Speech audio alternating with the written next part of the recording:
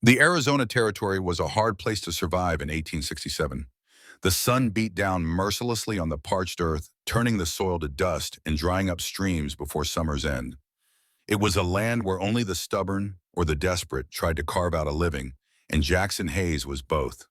Blood seeped through his shirt, darkening the already dirt-stained fabric as he crawled across the rocky ground. The wound in his side burned like fire with each movement, but stopping meant death. He'd been ambushed 3 miles back, two riders who'd appeared from nowhere, taken his horse, his supplies, his rifle, and left him for dead with a bullet in his ribs. Night was falling, the temperature dropping rapidly as it always did in the high desert. If blood loss didn't kill him, the cold would. Jackson's vision blurred as he dragged himself toward a cluster of juniper trees, hoping for some meager shelter. That was when he saw the figure tall and still against the fading light, watching him. Jackson reached for his sidearm before remembering the bandits had taken that too. He tried to call out, but his parched throat produced only a rasp. The figure approached cautious but deliberate.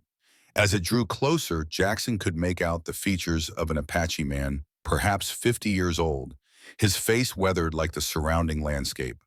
The man's dark eyes studied Jackson, assessing, weighing something in his mind. Jackson had fought Apaches during his army days. He'd killed men who looked like this one. Now helpless and bleeding, he waited for the retribution he'd always half expected would find him. Instead, the Apache knelt beside him, examined the wound, and spoke in broken English. Bad, but not death yet.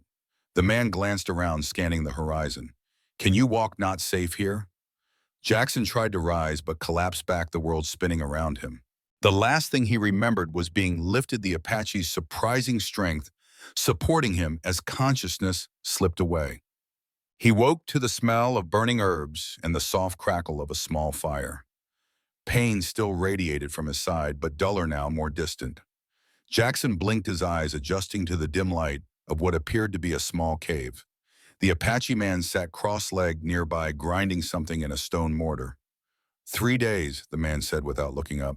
Fever bad, better now. Jackson touched his side, finding a poultice of herbs packed against the wound, held in place with strips of cloth.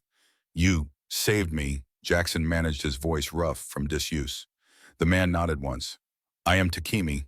He pointed to Jackson's bandaged side. Bullet passed through. Good fortune. Jackson tried to sit up, grimacing at the effort. Why help me? You don't know me. Takimi's eyes held Jackson's for a long moment. I know enough. You were soldier. It wasn't a question. Jackson nodded slowly, wondering how the man had known. Perhaps the old scars or the way he carried himself even when wounded. Yes, but not anymore. Good. Takimi returned to his grinding. War brings only sorrow. Something in the man's voice, a depth of pain beyond the simple statement, made Jackson look more closely. Now he noticed the dried blood on Takimi's shirt, the pallor beneath his copper skin. You're hurt too. Takimi shrugged. Does not matter now. He set aside the mortar and looked directly at Jackson. I need something from you, soldier. Name's Jackson. Jackson Hayes. Hayes, Takimi nodded. I need something, a promise. What kind of promise? My daughters, they hide. Not safe. He gestured toward the mouth of the cave. Soldiers came to our village, many dead. They hunt survivors. Jackson felt a familiar twist of shame in his gut. He'd been part of such hunts once. How old are your daughters? Nara 9 summers, Kimi 7. Takimi's stoic expression softened slightly. They are all that remains of my family. What happened to your wife? Taken 2 winters past. Sickness from the white man's fort. Takimi's face hardened again. Now soldiers burn our homes. I fought, was wounded. The girls ran as I taught them. Jackson began to understand. You want me to find them. Take them somewhere safe. Takimi nodded. They hide near the dry wash below the Red Ridge. Know the place? Jackson did. It was maybe 5 miles from his own small homestead. I know it, but why trust me with this? I was a soldier. Was Kayan, Takimi emphasized, and now the Creator puts you in my path. He leaned forward, intensity in his gaze. You owe life debt, I ask payment. There was no arguing with that logic. Whatever Takimi's reasons for saving him, Jackson did owe him his life. I'll find them, Jackson said finally. But what then? Where should I take them? Not take. Protect. Until safe again. Takimi reached into a small pouch at his waist and withdrew something, a strip of deer hide with blue beads sewn into an intricate pattern. Show them this. Tell them ahehi means thank you. All I can teach you now. Jackson took the beaded strip, feeling the weight of what he was agreeing to. Your wound let me help you first. Then we'll go together. Takimi shook his head. Too late for me. Wound festers. He pulled back his shirt to reveal an angry red gash across his abdomen, the skin around it blackened. I used last medicine on you. Jackson felt the breath leave his lungs. Takimi had used his last healing supplies on a stranger on a former enemy, while his own wound worsened. Why? He asked the question barely audible. My daughters need living protector, not dying father. Takimi's practicality was devastating in its simplicity. Promise me, Hayes. Find them. Keep them safe. Looking into the dying man's eyes, Jackson could do nothing but nod. I promise. Takimi seemed to relax slightly, a weight lifted. Good. He reached out and gripped Jackson's forearm. One more thing. If soldiers come asking, they were never there, Jackson finished. I never saw them. For the first time, Takimi smiled faintly. Perhaps Creator chose well after all. Takimi died before dawn. Jackson buried him beneath a cairn of stones outside the cave, marking it with the man's own knife thrust into the ground at the head. He had no knowledge of Apache burial customs, but he said the only prayer he remembered from childhood, hoping some god somewhere would understand. The journey to his homestead was slow and painful. His wound, though treated, still limited his movement, and without a horse, the miles stretched endlessly. When he finally crested the ridge that overlooked his small cabin, the sun was already setting on another day. Jackson stood looking down at the humble structure, little more than a shack with a lean-to for his few goats. A thin wisp of smoke still rose from the chimney where the morning's fire had died to embers. It wasn't much, but it was his bought with the last of his army pay and built with his own hands after he'd left the service. Left was a polite way of putting it. Discharged in disgrace would be more accurate, though the official papers said otherwise. Captain James Miller had given him a choice: a dishonorable discharge, impossible court-martial, or a quiet resignation with papers that wouldn't follow him. All because Jackson had refused to participate in one last raid on an Apache camp that intelligence had confirmed held mostly women and children. Not a coward, he'd told Miller, just not a butcher. Miller had called him a traitor. An Indian lover said he was betraying the memory of every soldier who died fighting hostiles. But in the end, the captain wanted to avoid scandal more than he wanted to punish one disobedient lieutenant. So Jackson Hayes had walked away carrying nothing but bitter memories, and the knowledge that he'd finally drawn a line too late for too many, but a line nonetheless. And now here he was, a promise to keep to a man who should have been his enemy. As Jackson approached his cabin, he kept a wary eye on the surrounding terrain. The attack that had left him wounded might not have been random.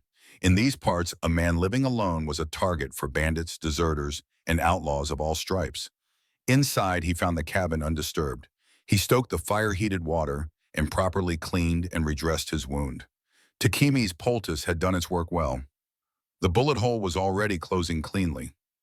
Jackson ate a sparse meal of cornbread and jerky, then gathered his supplies: a canteen of water, the last of his cornbread wrapped in cloth, a bit of jerky, and a small tin cup. Into his pocket went the beaded strip of deer hide. He wouldn't make it to the Red Ridge tonight, but at first light he would set out to find Takimi's daughters. Sleep came fitfully haunted by dreams of battles long past. In them, the faces of Apache warriors he'd killed morphed into Takimi's face, their dying eyes asking why. He woke before dawn, sweat-soaked despite the cool night air. The Red Ridge earned its name. Honestly, iron in the stone gave it a rusty hue that blazed like fire in the morning sun. Jackson moved carefully down the slope toward the dry wash Takimi had mentioned, scanning for any sign of the girls. He found nothing at first: no footprints, no disturbed brush, no sign that anyone had passed this way. Then again, Apache children would know how to move without leaving traces. It was a skill taught from earliest childhood. Jackson reached the wash and followed it, looking for places where children might hide. The terrain offered plenty of options: overhangs, thickets of mesquite, shallow caves worn into the sandstone by ancient floods. He was about to give up when he spotted it, a small, smooth stone placed atop another, in a way that couldn't be natural. Moving closer, he found more tiny signs that would be invisible to anyone not looking for them. A bent twig, a small clearing in the dust that could have been made by a sitting child. "Hello," he called softly, then remembered the word Takimi had taught him. "Ah, he." Silence answered him, but Jackson felt eyes watching. He crouched, setting down his supplies on a flat rock where they could be seen. Then he backed away several paces and waited. For nearly an hour, nothing happened. The sun climbed higher, beating down mercilessly. Jackson's wound throbbed, but he remained still patient. Finally, a slight movement caught his eye, a small shadow detaching from a larger one beneath a mesquite thicket. A child so still she seemed part of the earth watching him with large dark eyes. Jackson made no sudden moves. He reached slowly into his pocket and withdrew the beaded strip, holding it up so she could see it.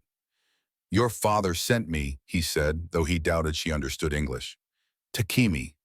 At the name, a second child appeared beside the first, slightly taller, her posture protective, as she placed herself partially in front of the younger one. Both girls were thin, their clothes torn, and dirty faces smeared with dust, but their eyes were alert and wary. The older one, Nara, he presumed, studied him with a gaze far too old for her years. She whispered something to her sister, who responded without taking her eyes off Jackson. Jackson set the beaded strip down beside the supplies and backed away further, sitting on a boulder. "Food," he said, gesturing toward the items. "Water."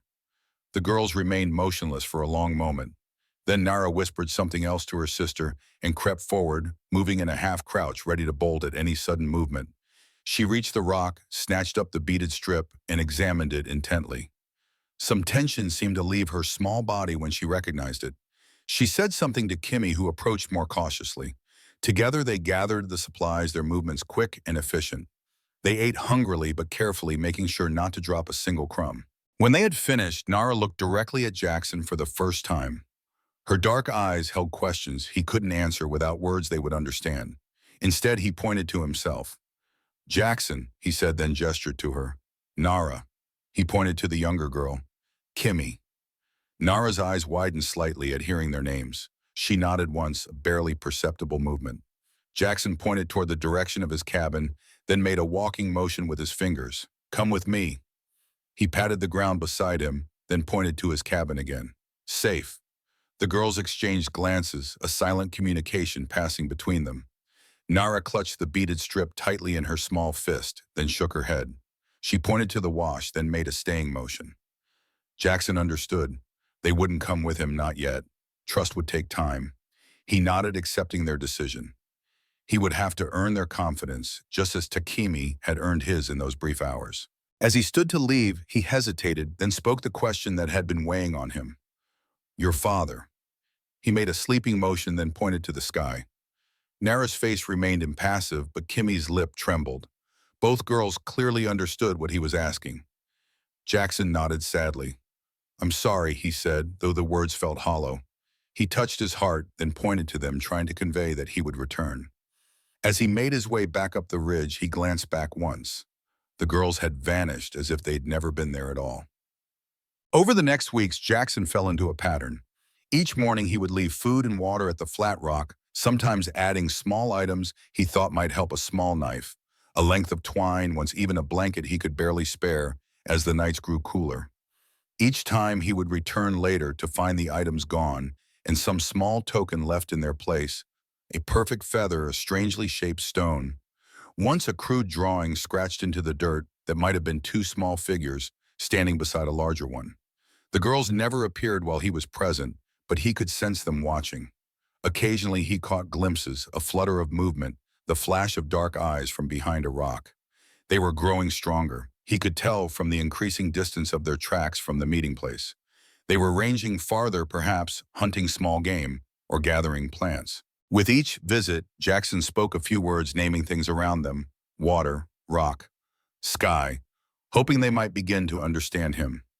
He never stayed long, always giving them space, always returning to his cabin alone. In the evenings, he would sit outside his door, looking toward the red ridge, wondering if he was doing enough. Takimi had asked him to protect the girls, but how could he protect them when they wouldn't come near him?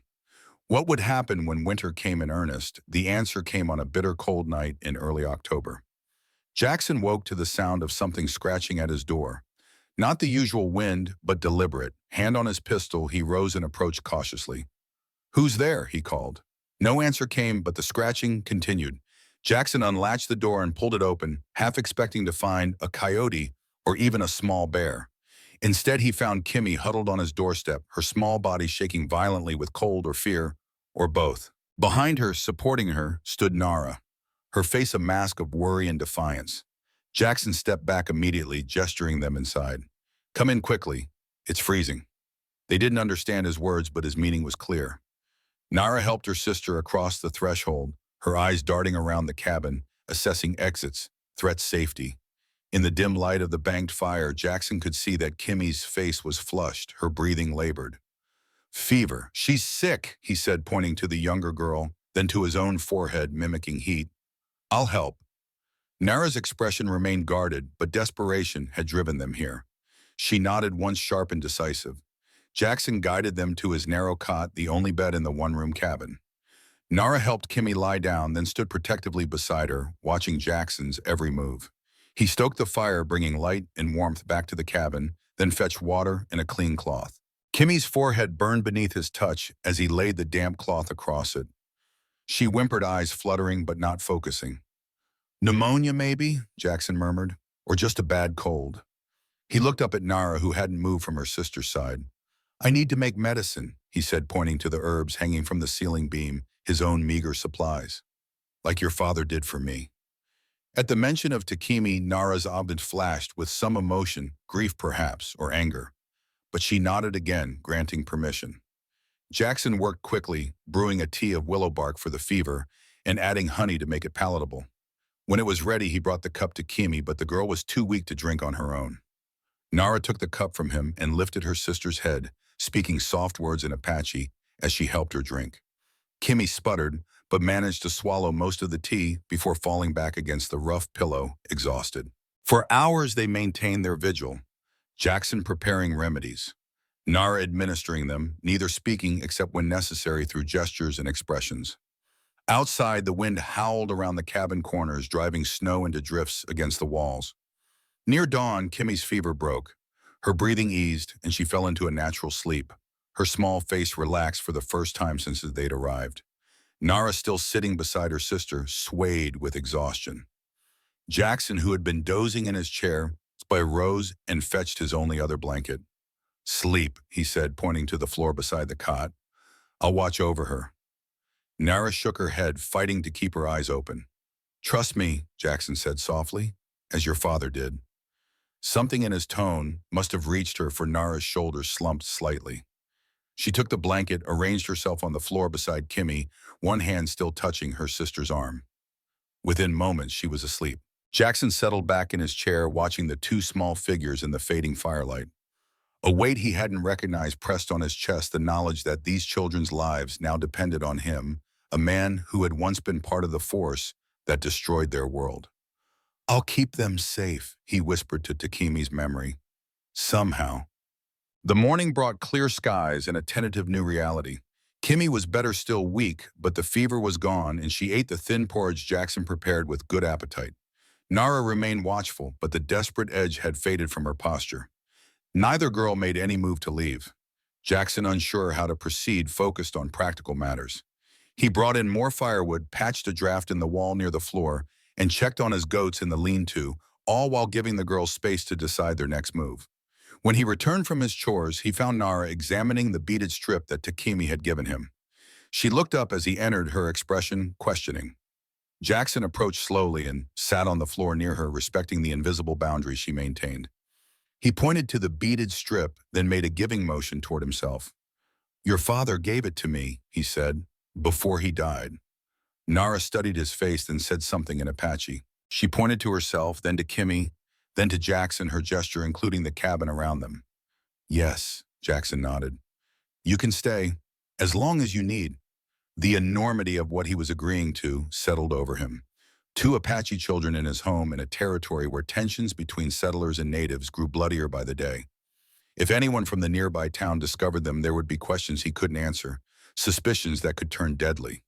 But looking at these two girls orphaned, hunted with nowhere else to go, he knew there was no other choice. This was the debt he owed to Kimi.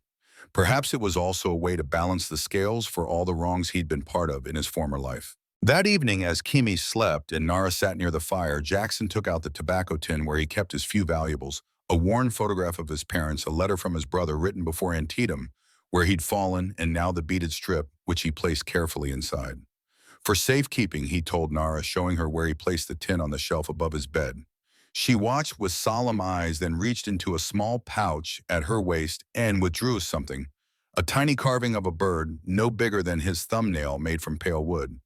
She held it out to him. Jackson accepted the gift, turning it in his fingers. The workmanship was exquisite, each feather detailed, despite the small size. "Thank you," he said. He. Nara's eyes widened at hearing the Apache word from his lips. For the first time, she almost smiled, a slight upward turn at the corner of her mouth there, and gone so quickly he might have imagined it.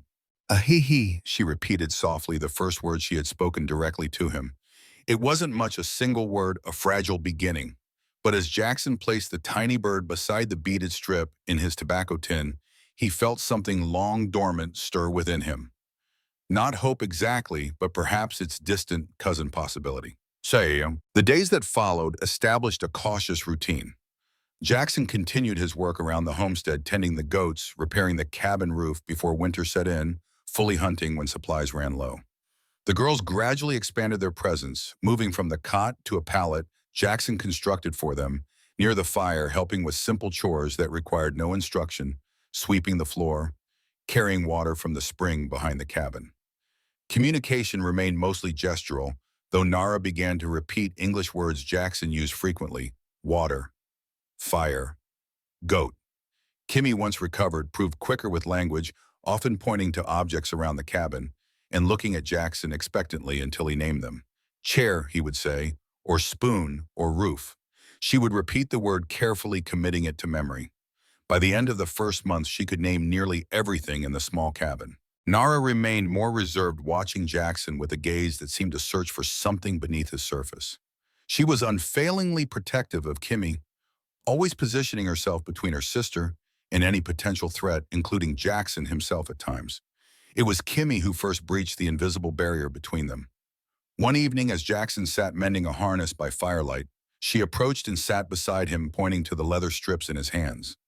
"What doing?" she asked in halting English. "Fixing," he replied, demonstrating how he threaded the rawhide through the holes.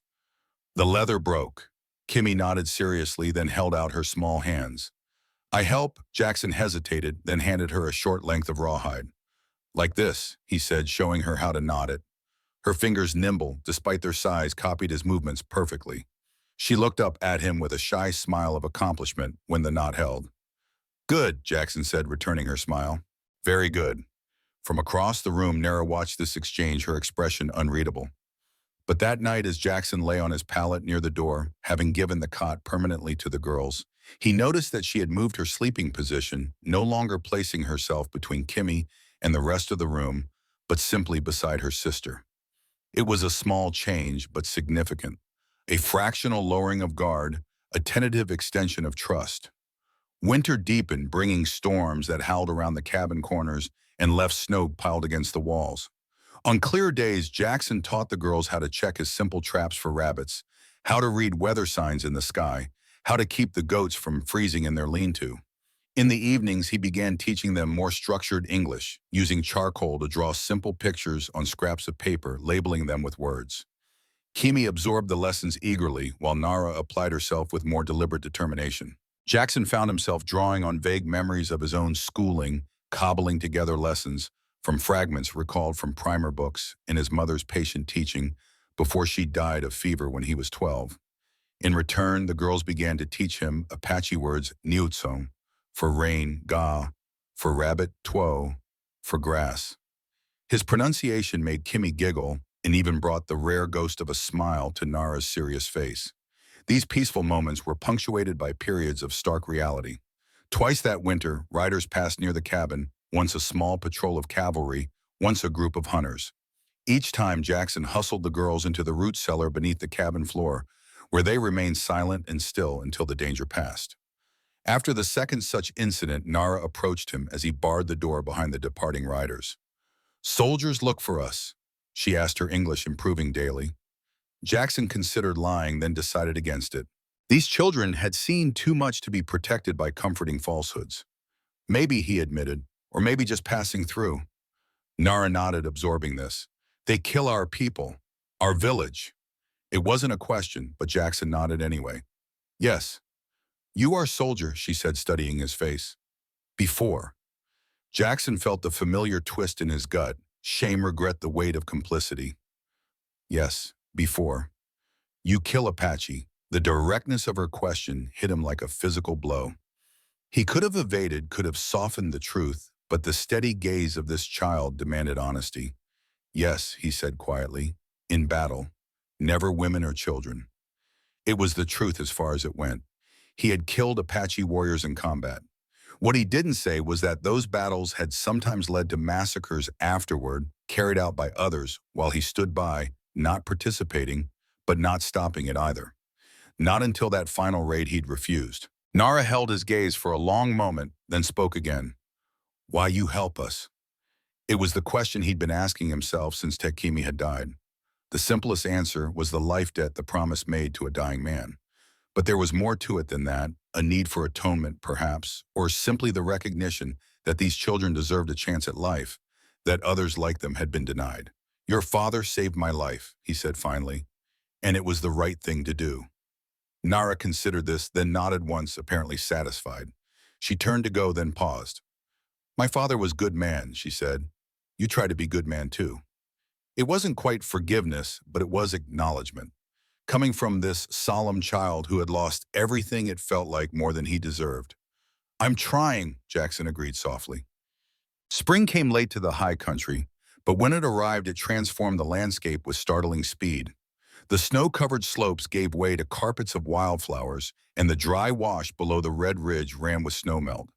The girls had been with Jackson for nearly 6 months now.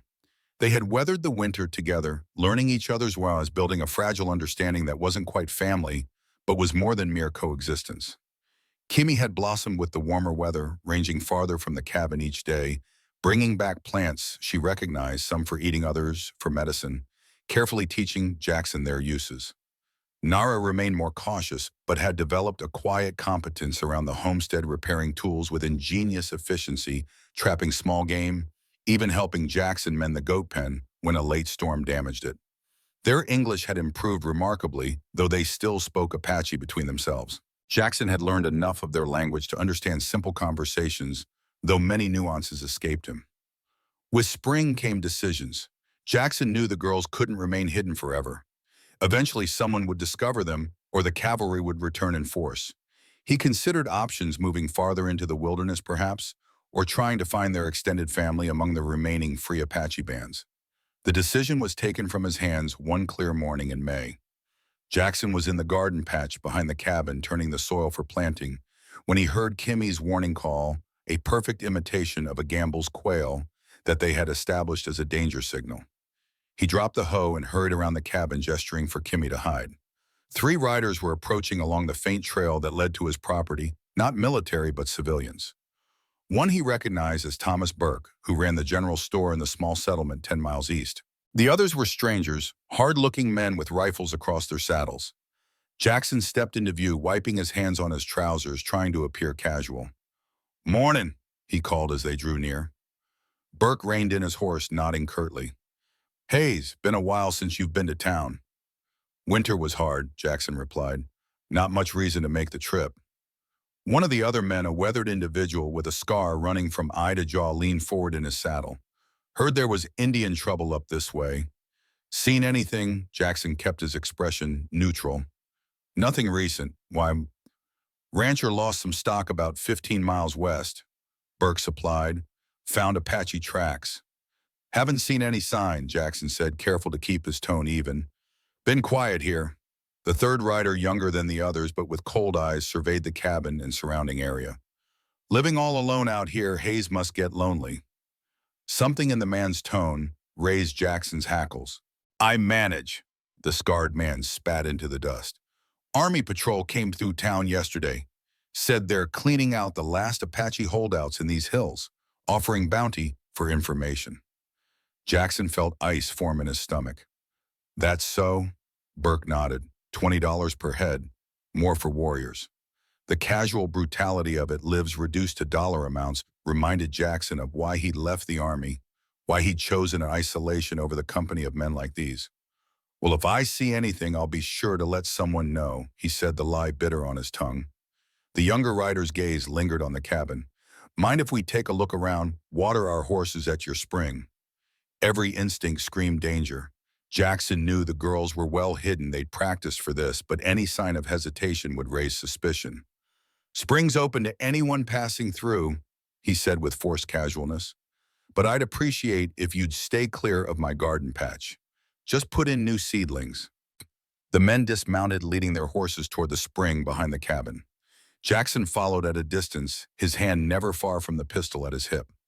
The scarred man wandered toward the goat pen, while Burke and the younger rider headed for the spring. Minutes stretched like hours as the men watered their horses, making comments about Jackson's poor excuse for a homestead and questioning how he survived out here alone. He answered evenly, volunteering nothing until finally they seemed satisfied. As they mounted up to leave, the younger rider fixed Jackson with a penetrating stare. You sure you haven't seen any Indians? Hayes man could use that bounty money. I'm sure, Jackson replied, meeting his gaze steadily. The three riders departed, dust rising behind them as they took the trail back toward town. Jackson watched until they disappeared over the ridge, then hurried to the hollow oak where the girls had hidden themselves. It's safe, he called softly. They're gone. Nara emerged first, helping Kimmy out after her. Both girls were silent, their faces solemn. They look for Apache, Nara said. It wasn't a question. Yes, Jackson confirmed, but they won't find you here. Kimmy moved closer to her sister, taking her hand. They kill us if they find... The directness of the question from such a young child struck Jackson like a physical blow. He wanted to lie to protect her from such knowledge, but Nara was already nodding. Yes, she said simply, they kill. Jackson knelt to eye level with the girls. I won't let that happen. I promised your father. Nara's dark eyes studied him. Cannot promise. Too many soldiers, too many men with guns. Her pragmatism was heartbreaking in its accuracy. Jackson couldn't guarantee their safety, not against the full force of the army or the hatred of settlers. Then we'll be smarter, he said. More careful. No fires during the day. No going far from the cabin. We'll wait until it's safe again. Kimmy looked up at her sister.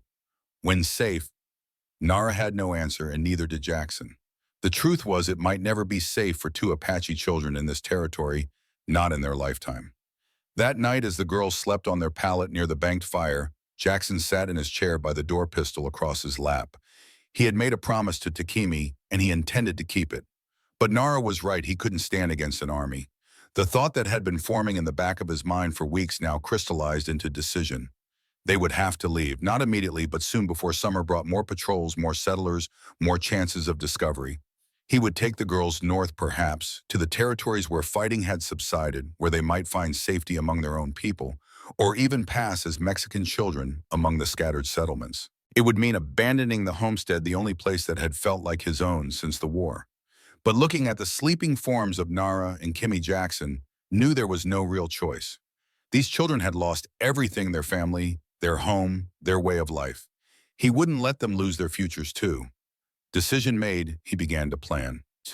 The next week passed in tense vigilance. Jackson worked on preparations for their journey, repairing his old pack saddle, drying meat for travel, teaching the girls which plants would be safe to eat along the way. He told them only that they might need to travel soon, not wanting to frighten them unnecessarily if another option presented itself. It was Kimi who discovered the grave. She had been gathering herbs near the edge of the property, staying within sight of the cabin as instructed. Jackson was mending a tear in his only spare shirt when she rushed in, eyes wide. Jackson, come see, she tugged at his hand insistently. He followed her to a small clearing behind the spring where the ground had been disturbed. Someone had dug a shallow pit and refilled it, placing rocks in a rough circle around the site. Bad men bury something, Kimmy said, pointing to boot prints still visible in the softer earth. Jackson felt a chill. The riders who had visited, they must have hidden something while watering their horses at the spring. something they didn't want found. Stay back, he told Kimmy, drawing his knife to probe the disturbed soil.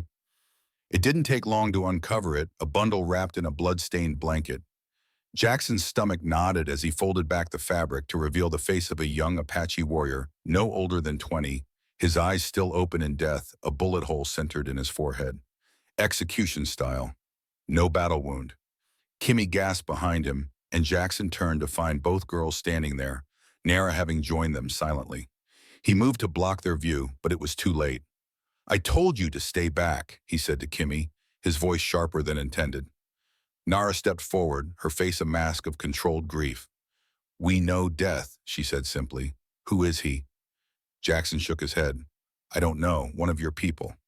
They kill him, hide him here, Nara said, comprehension dawning. Make trouble for you. Jackson nodded grimly. The implications were clear. The riders had murdered this young man for the bounty, then hidden the body on Jackson's property. If it were discovered, he would be blamed. At best, he'd be driven off his land, at worst hanged for murder. We need to bury him properly, Jackson said. Then we need to leave. Tonight. Nara nodded, her decision made in an instant. Yes, not safe here now. As they prepared to rebury the young warrior, Kimmy knelt beside the body. To Jackson's surprise, she began to sing softly a low melodic chant in Apache. Nara joined her, their voices twining together in the still afternoon air. Jackson stood back, giving them space for this ritual. When the song ended, Nara looked up at him. He was indeed Apache, she said. Like us, his spirit needs help to find the way.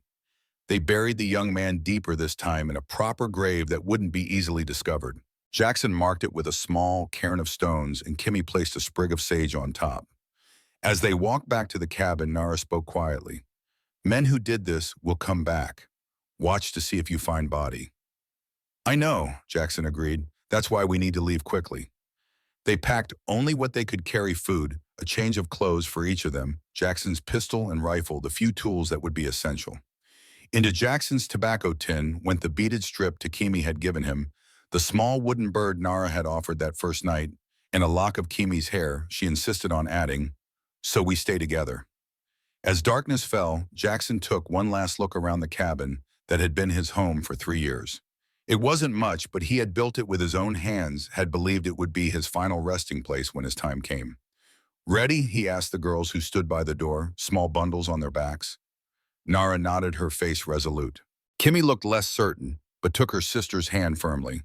Jackson extinguished the lamp and closed the door behind them without bothering to latch it. They wouldn't be coming back. They moved north under the cover of darkness, following game trails rather than established roads. Jackson led the way, Nara bringing up the rear with Kimmy between them. The girls moved with remarkable silence, their Apache upbringing evident in every careful step. By dawn, they had covered nearly 10 miles, putting good distance between themselves and the cabin. They made camp in a sheltered ravine, eating cold rations rather than risking a fire. As Kimmy dozed against her sister's shoulder, Nara looked at Jackson with clear-eyed assessment.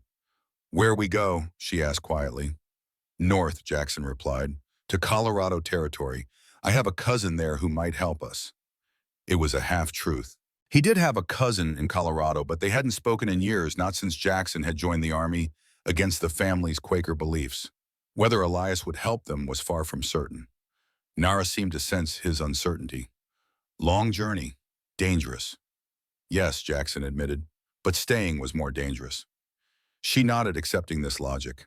We sleep now, travel at night again. As Nara settled beside her sister, Jackson took first watch, his rifle across his knees. The enormity of what they were undertaking pressed on him: 2 Apache children and a disgraced former soldier fleeing across hostile territory with little more than determination and desperate hope. But looking at the sleeping girls, Jackson felt a fierce certainty rise within him. Whatever came, he would protect them. It was a promise made not just to Kimmy now, but to himself. They traveled for 3 weeks, moving mostly at night, avoiding settlements and patrol routes. The journey was grueling for all of them, but the girls showed remarkable resilience. They never complained of hunger or fatigue, though Jackson knew they suffered both. Kimmy fell ill once, a fever that kept them camped for 3 days in a hidden glen, while Jackson and Nara gathered herbs to treat her. The delay cost them precious time and supplies, but there was no question of pressing on until she recovered. They had one close call with a cavalry patrol hiding in a thicket of juniper as the soldiers passed within 50 yards of their position.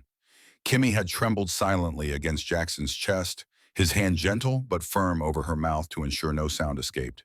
The soldiers had moved on unaware of how close they had come to their quarry. As they crossed into Colorado territory, the landscape changed, more forested with higher mountains and deeper valleys. Game was more plentiful, and Jackson was able to supplement their dwindling supplies with fresh meat. It was late June when they reached the foothills where Jackson's cousin had established a small sawmill. They observed from a distance, first watching the comings and goings for a full day before Jackson felt confident enough to approach. "Wait here," he told the girls, concealing them in a dense thicket near a stream. "If I'm not back by nightfall, head north and east. Follow the river." Nara nodded, her face serious. "We wait until stars come, then we go." Jackson walked the last mile alone, rehearsing what he would say to Elias, a man he hadn't seen in 8 years. How to explain two Apache children. How much of the truth to tell. The sawmill was just as Jackson remembered it. A sturdy wooden structure beside a fast-flowing stream with a modest cabin nearby. Smoke rose from the chimney, and the rhythmic sound of the water-driven saw filled the air. A man emerged from the cabin, taller than Jackson, with the same sandy hair, but a fuller beard. Elias Hayes had aged lines creasing the corners of his eyes, but his posture remained straight, his movements deliberate. He spotted Jackson from a distance, shading his eyes against the afternoon sun. Recognition came slowly, then a visible stiffening of his shoulders. "Jackson," he called, voice carrying over the saw's drone. "That really you?" Jackson approached, hands visible, trying to appear as non-threatening as possible. "Hello, Elias. Been a long time." Elias didn't move to greet him, maintaining his position on the cabin porch. 8 years, 4 months, he said precisely. "Not since you signed up to kill Indians for the government." The Quaker bluntness hadn't changed. Jackson had expected no less. "I'm not with the Army anymore," he said. "Haven't been for 3 years." "What brings you here then?" "Last I heard you had a place down in Arizona." "I need help, Elias. Not just for me." Something in Jackson's tone must have conveyed the urgency, for Elias's expression shifted slightly. "What kind of help?" Jackson took a deep breath. "I have 2 children with me. Girls. They need a safe place." Elias's brow furrowed. "Your children?" "No, Apache." The word hung between them. Elias's face remained impassive, but his eyes sharpened. "You'd better come inside," he said finally, "and explain yourself."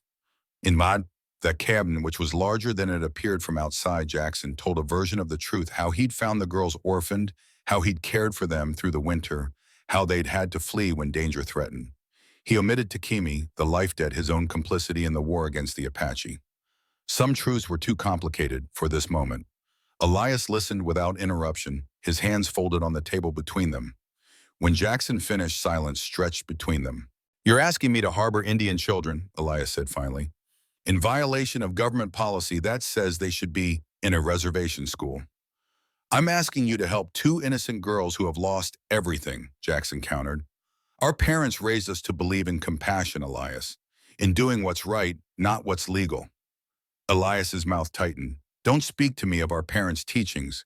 You abandoned them when you took up arms." The rebuke stung, partly because it contained truth. Jackson had disappointed his family deeply with his choice to join the Army. "Perhaps I did," he admitted, "but I'm trying to honor them now. These girls deserve a chance at life."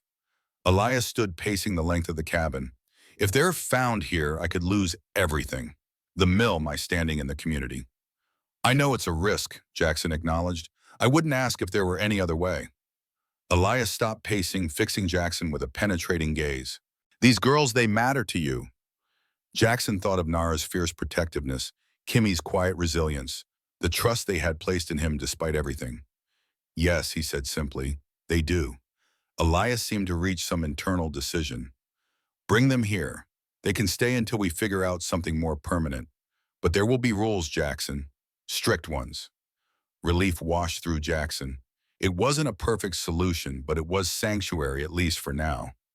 "Thank you," he said, meaning it. "We'll abide by whatever rules you set." As he rose to fetch the girls, Elias stopped him with a hand on his arm. "One question," his cousin said. "Why? Why risk everything for two Apache children after all you must have seen and done in the war? Jackson could have given many answers due to Takimi atonement for past wrongs, basic human decency.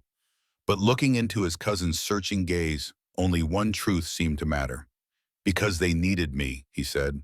And maybe I needed them too. Elias nodded slowly as if confirming something to himself. Go get them before dark falls. There are wolves in these hills. Jackson stepped out into the fading light, moving quickly back toward where he'd left Nara and Kimmy. For the first time in weeks, he felt a cautious hope unfurl within him. Perhaps here with Elias's help, the girls might find safety. Perhaps even a future. But as he approached the thicket where they waited, a sense of wrongness prickled at the back of his neck. The forest was too quiet, the birds silent. Nara Kimi, he called softly, then louder, when no answer came. The thicket was empty. The small packs the girls had carried were gone, along with all signs of their presence. Only a small object remained placed deliberately on a flat stone, the wooden bird carving Nara had given him months ago. Jackson picked it up, turning it in his fingers as dread settled in his stomach. They had fled. But why he had told them to wait until nightfall if he didn't return? Unless they had seen something, or someone. A twig snapped behind him. Jackson spun, hand dropping to his pistol, to find Elias standing there, rifle held loosely but ready. They're gone, Jackson said, confusion and fear making his voice rough. Elias scanned the surrounding forest. You're sure this is where you left them? Yes, something must have spooked them. Jackson examined the ground, finding faint tracks leading away from the thicket, small footprints heading not north as he had instructed, but east, deeper into the mountains. I need to find them, he said, already gathering his pack. They won't survive alone in this country. Elias hesitated, then shouldered his rifle. I'll help you look. But Jackson, what? If they ran, they had a reason. Are you sure they want to be found? The question hit Jackson like a physical blow. Had he misunderstood so completely? Had the girls merely been using him as an escort to safer territory, planning all along to leave once they reached Colorado Num? He remembered Kimmy's small hand in his during the journey, Nara's fierce protectiveness that had gradually extended to include him. Whatever had happened, it wasn't a planned abandonment. Something scared them off, he insisted. Help me find their trail before dark. They tracked the girls until nightfall made it impossible to continue. The footprints led steadily eastward, sometimes joined by drag marks where one had apparently helped the other. They were moving with purpose, not panic heading somewhere specific. As they made camp for the night, Elias built a small fire while Jackson stared eastward into the darkness, willing himself to see through the miles to where Nara and Kimmy might be. We'll find them tomorrow, Elias said with more gentleness than he had shown earlier. Jackson nodded, though doubt gnawed at him. The mountains were vast, and two small girls could disappear into them like smoke. I made a promise, he said more to himself than to Elias, to their father. To keep them safe, Elias looked up sharply. Their father, you said they were orphans. Jackson realized his slip too late. The story was unraveling already. He died, he said after a moment, but not before asking me to protect his daughters. And how did you come to make this promise? Elias pressed. There's more to this story than you've told me, brother. Perhaps it was exhaustion, or the weight of weeks of vigilance, or simply the need to share the burden with someone. Whatever the reason, Jackson found himself telling Elias everything. Takimi finding him, wounded the life debt the promise made to a dying man, his own history with the Apache campaigns. When he finished, Elias was silent for a long time, staring into the fire. So you took these children in not out of charity, he said finally, but to repay a debt. At first, Jackson admitted, but it became more than that. And now you've lost them, Elias observed without judgment. I'll find them, Jackson insisted, whatever it takes. Elias studied him across the fire, the flames casting his features in sharp relief. You've changed, Jackson. The brother I knew would never have risked his life for two Indian children. The brother you knew died somewhere in Arizona, Jackson said quietly, along with a lot of other men, and for what so settlers could take land that wasn't theirs to begin with. Elias's eyebrows rose at this unexpected philosophy. Sounds almost Quaker coming from you.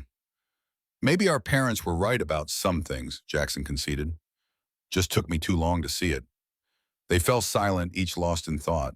As the fire burned down to embers, Jackson took out the wooden bird, turning it over in his fingers. The carving seemed to catch the fading light, the wings almost moving in the flickering shadows. "We'll find them," Elias said again with more conviction this time. "Get some rest. We start at first light." Jackson tucked the bird away and settled onto his bedroll, though he doubted sleep would come. Somewhere in these mountains, two children, who had come to mean everything to him, were alone, possibly in danger. The thought was almost unbearable. He closed his eyes, picturing Nara's serious face, Kimmy's rare smile. "Wait for me," he whispered into the darkness. "I'm coming." Dawn broke clear and cold. Jackson was already up, having slept fitfully at best. They ate a quick breakfast of jerky and hard biscuits, then resumed tracking. The girls' trail led steadily eastward, following a game path that wound through increasingly rugged terrain. By midday, they had reached a series of rocky outcroppings that made tracking difficult. "They're heading for the high country," Elias observed, pointing to a distant ridgeline. "Question is why," Jackson shook his head. "Unless," a thought struck him. Nara once mentioned other Apache who had escaped the reservations, said they were hiding in mountains to the east. "Could be," Elias agreed. "The army doesn't patrol much up here. Too difficult for horses." They pressed on, losing the trail occasionally on rocky ground, but picking it up again in softer soil. Late in the afternoon, they found signs of a campsite, a small, carefully constructed fire pit, cold now, but recently used. "They stopped here last night," Elias said, examining the ashes. "Not more than 12 hours ago." Hope surged in Jackson. They were close. As they continued, the path narrowed, skirting a steep drop to a valley below. Jackson moved carefully, aware that one misstep could mean disaster. Elias followed, equally cautious. They rounded a bend to find the path blocked by a rock slide, recent, the dust still settling. Beyond it, the trail continued, but reaching it would require climbing over unstable boulders. "The girls couldn't have crossed this," Jackson said, surveying the obstacle. "It must have happened after they passed." "Or they caused it," Elias suggested, "to cover their trail." The thought hadn't occurred to Jackson. Would Nara deliberately create such an obstacle? It seemed excessive for children, but then these were no ordinary children. "We'll have to find another way around," he decided, studying the terrain. Elias pointed to a narrow ledge that skirted the rockslide. "There, it's tight, but we can make it." The ledge was indeed narrow, barely wide enough for a man to edge along sideways, with a sheer drop of several hundred feet on the outer side. Jackson went first, pressing his back against the rock face, moving inch by cautious inch. Halfway across, a section of the ledge crumbled beneath his foot. Jackson lurched, catching himself on a protruding rock as loose stones clattered down the cliff face. "Easy," Elias called from behind. "Take it slow." Jackson steadied himself, heart pounding, and continued more carefully. When he reached the other side, he turned to watch Elias make the crossing. His cousin was nearly to safety when a voice rang out, clear, commanding, speaking Apache. Jackson spun to find Nara standing on the path ahead, a small bow drawn and aimed directly at his chest. Behind her, partially hidden behind a boulder, was Kimi. "Nara," Jackson said, relief flooding through him. "Thank God you're safe." Nara's expression didn't change. The bow remained steady in her hands. "You bring soldier," she said in English, nodding toward Elias, who had just reached solid ground, "to take us." Understanding dawned. The girls had seen Elias with his rifle and assumed he was military coming to capture them. "No," Jackson said quickly. "This is my cousin Elias. He's helping me find you. He's not a soldier." Nara's gaze flicked to Elias, skeptical. "He has gun." "For protection," Elias said carefully, keeping his hands visible. "These mountains can be dangerous." Kimmy peered out from behind her boulder. "You promised safe place," she said to Jackson, her voice small but clear. "But man has gun like soldiers." "Many people have guns in these territories," Jackson explained gently. "For hunting, for protection. It doesn't make them soldiers." Nara's bow hadn't wavered. "Why you bring him?" "We trust you only." The simple statement, "we trust you," hit Jackson with unexpected force. Despite everything, despite their flight, the girls had trusted him. "I brought him because he can help us," Jackson said. "His home is safe. No one will look for you there." Nara and Kimmy exchanged glances, some silent communication passing between them. Finally, Nara lowered the bow slightly. "Show beads," she demanded. "From father." Jackson reached slowly into his pocket and withdrew the tobacco tin. Opening it, he removed the beaded strip Takimi had given him. "I keep it safe," he said, holding it up. "Always." Something in Nara's posture relaxed, though the bow remained half raised. "Girl there," she said suddenly, pointing with her chin toward the valley below. "Apache girl. Hurt bad. Need help." Jackson and Elias both turned to look where she indicated. In the distance, almost hidden among the trees, a thin column of smoke rose from what might be a campfire. "Another girl?" Jackson asked, confused. "From your village." Nara nodded. "We find her yesterday. Soldiers hurt her. She dies soon without help." The situation clarified. The girls hadn't been running away from Jackson. They'd been running towards someone who needed help. "We can help her," Jackson said immediately. "Elias has a wagon at his cabin. We can bring her there." Nara studied him intently, measuring his sincerity. Whatever she saw must have satisfied her, for she finally lowered the bow completely. "She hurt very bad," she said soberly. "Maybe die anyway." "We'll try," Jackson promised. "Show us where she is." Kimmy emerged fully from behind her boulder, moving to stand beside her sister. She looked at Elias with wary curiosity. "You Jackson's brother?" she asked. "Cousin, Mom," Elias corrected gently. "But we grew up as brothers." This seemed to reassure her. She took Nara's hand, and together they led the way down a steep path toward the valley below. As they descended, Nara explained in halting English what had happened. They had been waiting for Jackson when they spotted a group of cavalry soldiers in the distance, heading toward the sawmill. Fearing capture, they had fled eastward, following paths Nara remembered from stories told by elders about mountain refuges. Yesterday, they had found the girl, maybe 14 years old, badly beaten, and left for dead by soldiers who had attacked a small group of Apache moving through the area. The others had been killed or captured, but this girl had crawled into hiding. "She speak little," Nara said, "too weak, but say name Layla." The camp, when they reached it, was well hidden in a grove of pines. The girl lay on a bed of boughs covered with Kimmy's blanket.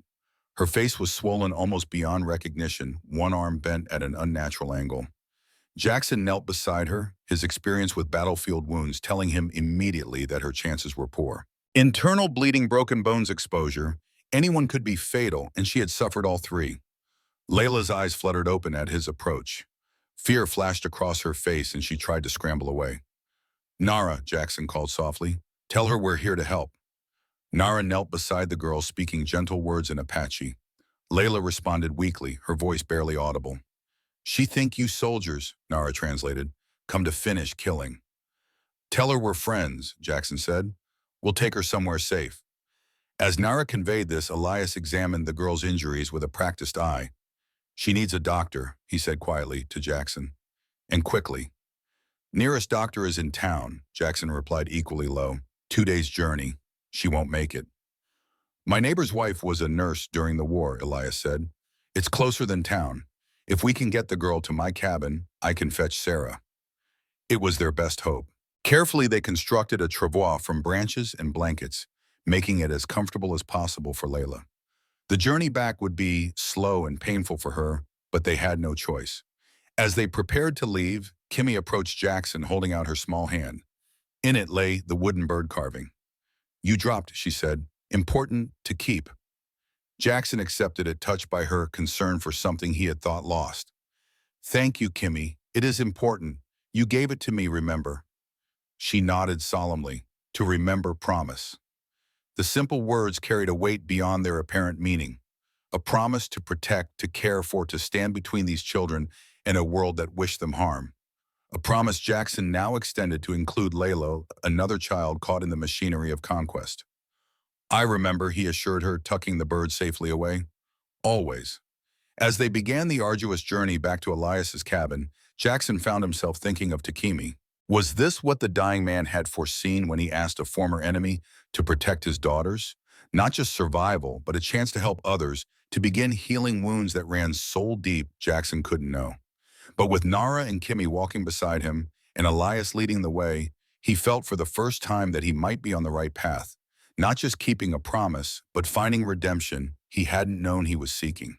The sun was setting behind the mountains as they made their slow way back, casting long shadows across the land. Whatever tomorrow brought, they would face it together. The journey back to Elias's cabin was slow and arduous. The travois carrying Layla bounced and jostled, despite their best efforts to keep it steady, drawing pained gasps from the injured girl. Nara walked beside her, speaking soft words in Apache, while Kimmy gathered herbs along the path that might ease Layla's suffering. Dusk was falling when they finally reached the clearing where the sawmill stood. Elias hurried ahead to prepare a place for Layla, leaving Jackson and the girls to follow with the travois. Almost there, Jackson assured Layla, though he wasn't certain she could hear him. Her breathing had grown increasingly labored over the past hour, her skin hot with fever. Elias met them at the cabin door, face grim. "Bring her inside, I've prepared a bed." The interior of the cabin was larger than it appeared from outside, with a main room dominated by a stone fireplace and two smaller rooms beyond. Elias had cleared a space near the fire, laying out clean blankets on a pallet. They transferred Layla as gently as possible, but even the slight movement drew a whimper from her cracked lips. Up close in the firelight, her injuries looked even worse, face swollen and discolored arm, clearly broken, and dried blood matting her hair, where she'd taken a blow to the head. "I'll go for Sarah," Elias said, already moving toward the door. "Her farm is 3 miles west. She has medical training from the war." Jackson nodded, grateful. "We'll do what we can until you return." As Elias departed, Nara and Kimmy set to work with quiet efficiency. Kimmy crushed herbs she had gathered, mixing them with water to form a poultice, while Nara carefully washed Layla's wounds with warm water from the kettle. Jackson watched them work, struck by the contrast between their child-sized hands and the adult competence with which they moved. Neither girl had hesitated when faced with Layla's injuries. They simply did what needed doing, as they had been taught. "Can I help?" he asked, feeling strangely useless. Nara glanced up. "Need clean cloth for bandages." Jackson found an old shirt in his pack and tore it into strips, handing them to Nara. She wrapped Layla's wounds with practiced care, including a makeshift splint for the broken arm, fashioned from small branches and cloth. Kimmy approached with her herbal mixture. "For fever," she explained, placing some on Layla's forehead and neck. "And pain." They worked in silence for a time, doing what they could for the injured girl. When everything possible had been done, Jackson stoked the fire while Nara sat vigilant beside Layla, one small hand resting on the older girl's arm. "Will she live?" Kimmy asked quietly, coming to stand beside Jackson. He wanted to offer reassurance, but the gravity of Layla's condition made false comfort seem cruel. "I don't know," he admitted. "She's very badly hurt." Kimmy nodded, accepting this honest assessment. "Sometimes spirit decides to go," she said with simple wisdom. "Not because we didn't try." Jackson looked down at her, struck again by the maturity these children had been forced to develop. "Yes," he agreed softly. "But we'll help her fight if she wants to stay." They waited together as the night deepened, keeping watch over Layla, whose breathing grew more labored with each passing hour. Twice she woke briefly, eyes wild with fever and fear, until Nara spoke to her in Apache, calming her enough to swallow a few sips of water before lapsing back into unconsciousness. It was well past midnight when hoofbeats announced Elias's return. He entered the cabin accompanied by a woman in her 40s, her graying hair pulled back in a severe bun, her movements brisk and purposeful. "This is Sarah Cooper," Elias introduced her. She was a nurse with the Union Army. Sarah nodded briefly to Jackson, then moved immediately to Layla's side, her expression hardening as she took in the extent of the injuries. She knelt, setting down a leather bag of medical supplies. "How long has she been like this?" she asked, already examining Layla with practiced hands. "We found her yesterday," Jackson replied. "She was attacked by the soldiers, according to the girls." Sarah's mouth tightened at this, but she made no comment. Instead, she opened her bag and began removing instruments and medicines. "I need hot water, clean cloths, and good light," she instructed, "and the children should wait outside." Nara rose to her full height, which barely reached Sarah's shoulder. "We stay," she said firmly. "Help." Sarah assessed the girl with a quick glance. "You've been caring for her." Nara nodded. "Yes, make medicine, clean wounds." "Very well, but stay out of my way unless I ask for help." Sarah turned to Jackson. "You and Elias bring the lamp closer. I need to see what I'm dealing with." For the next hour, Sarah worked methodically on Layla's injuries. She reset the broken arm, cleaned and stitched a deep gash on the girl's shoulder, and applied salves to the worst of the bruising. Through it all, Layla remained mercifully unconscious, stirring only when the pain became too intense, even for her fevered state. "The head injury concerns me most," Sarah said, finally, washing blood from her hands in a basin. "There's swelling beneath the skull. If it doesn't subside—" She left the sentence unfinished, but the implication was clear. What can we do? Jackson asked. Keep her cool. Try to get water into her when she wakes. Beyond that, Sarah shook her head. I've seen men die from less severe blows, but I've also seen them survive against all odds. She packed her supplies, then turned to Nara and Kimmy, who had watched the entire procedure with solemn attention. Your herbal treatments were well chosen, she told them, her tone softer now. Continue with the fever poultice. It seems to be helping. Nara nodded, a flicker of pride crossing her usually stoic features. As Sarah prepared to leave, she drew Jackson and Elias aside. That girl was not just beaten, she said in a low voice. She was violated. Repeatedly. Jackson's stomach clenched. Soldiers did this. From the nature of the injuries, yes.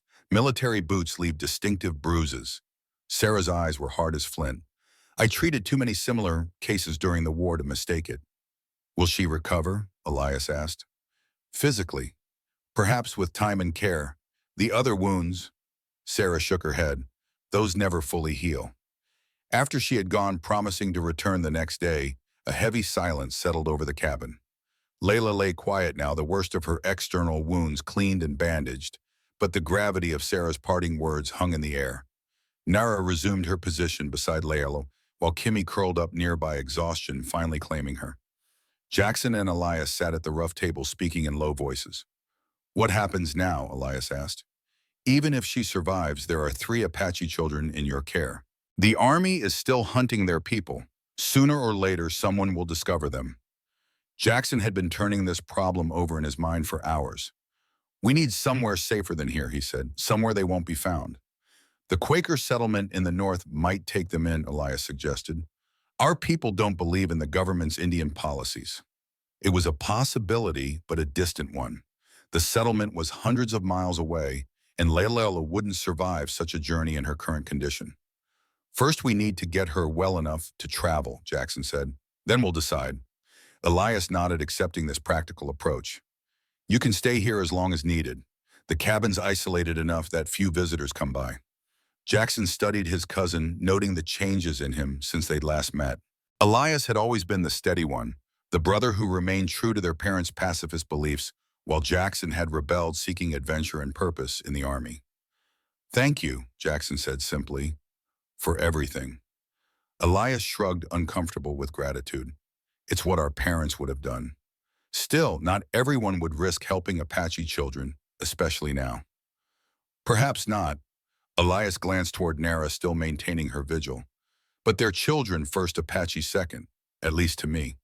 It was a perspective Jackson had come to share, though it had taken him longer to reach it. He wondered what their parents would think of him now, the son who had rejected their teachings only to find his way back to them through an unexpected path.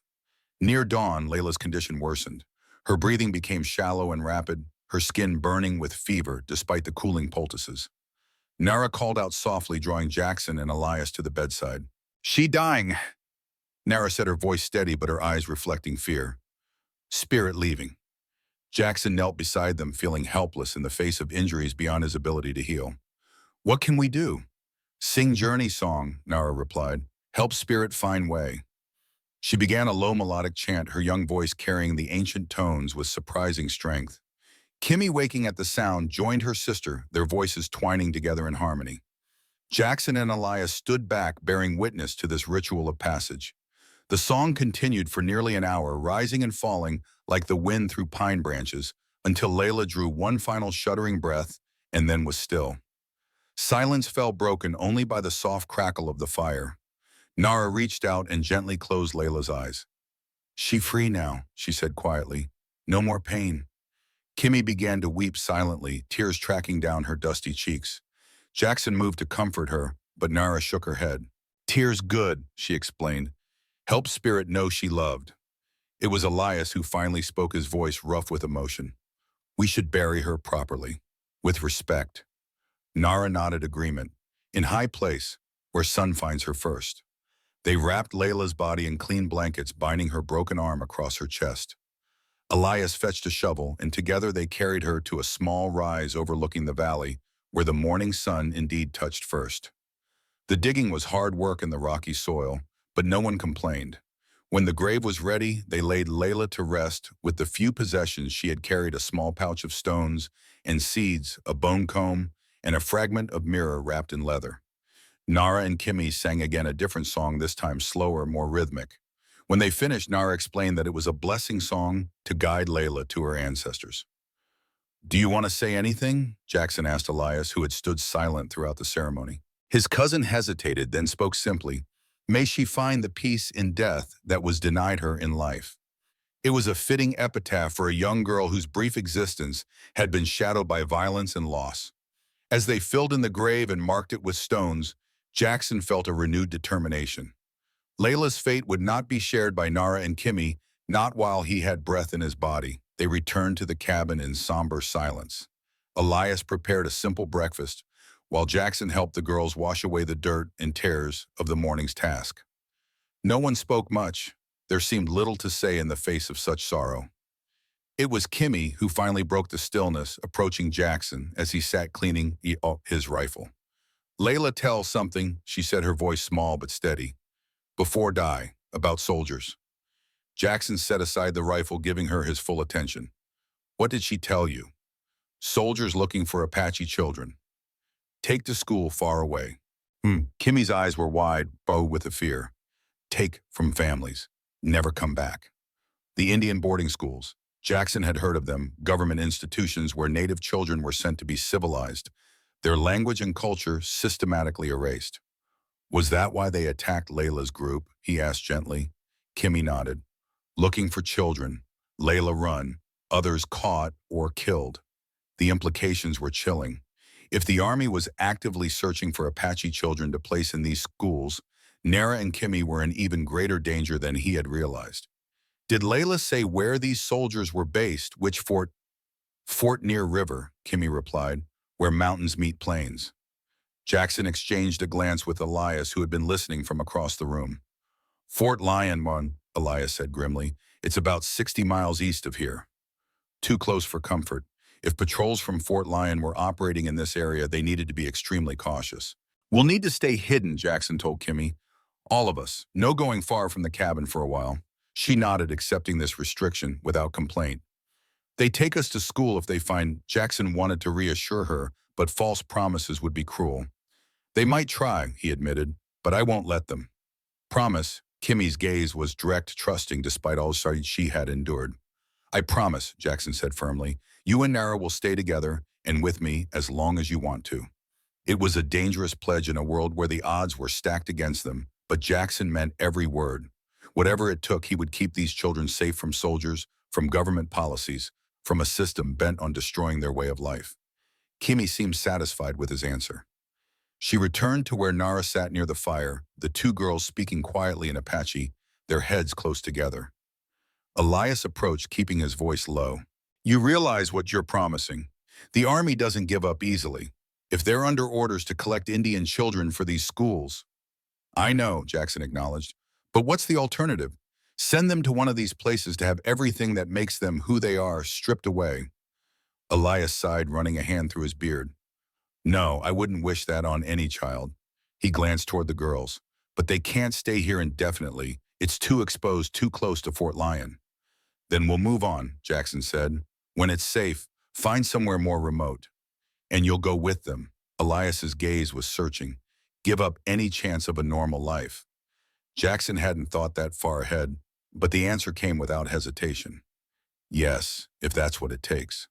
His cousin studied him for a long moment, then nodded slowly. "You really have changed, Jackson." Before Jackson could respond, the sound of approaching horses cut through the morning quiet. Elias moved quickly to the window, peering out cautiously. "Army patrol," he reported, his voice tight. "4 men, coming this way." Jackson's heart raced. "The girls?" "The root cellar," Elias said, already moving. "Quickly." Jackson ushered Nara and Kimmy toward a trap door in the corner of the cabin, concealed beneath a rug.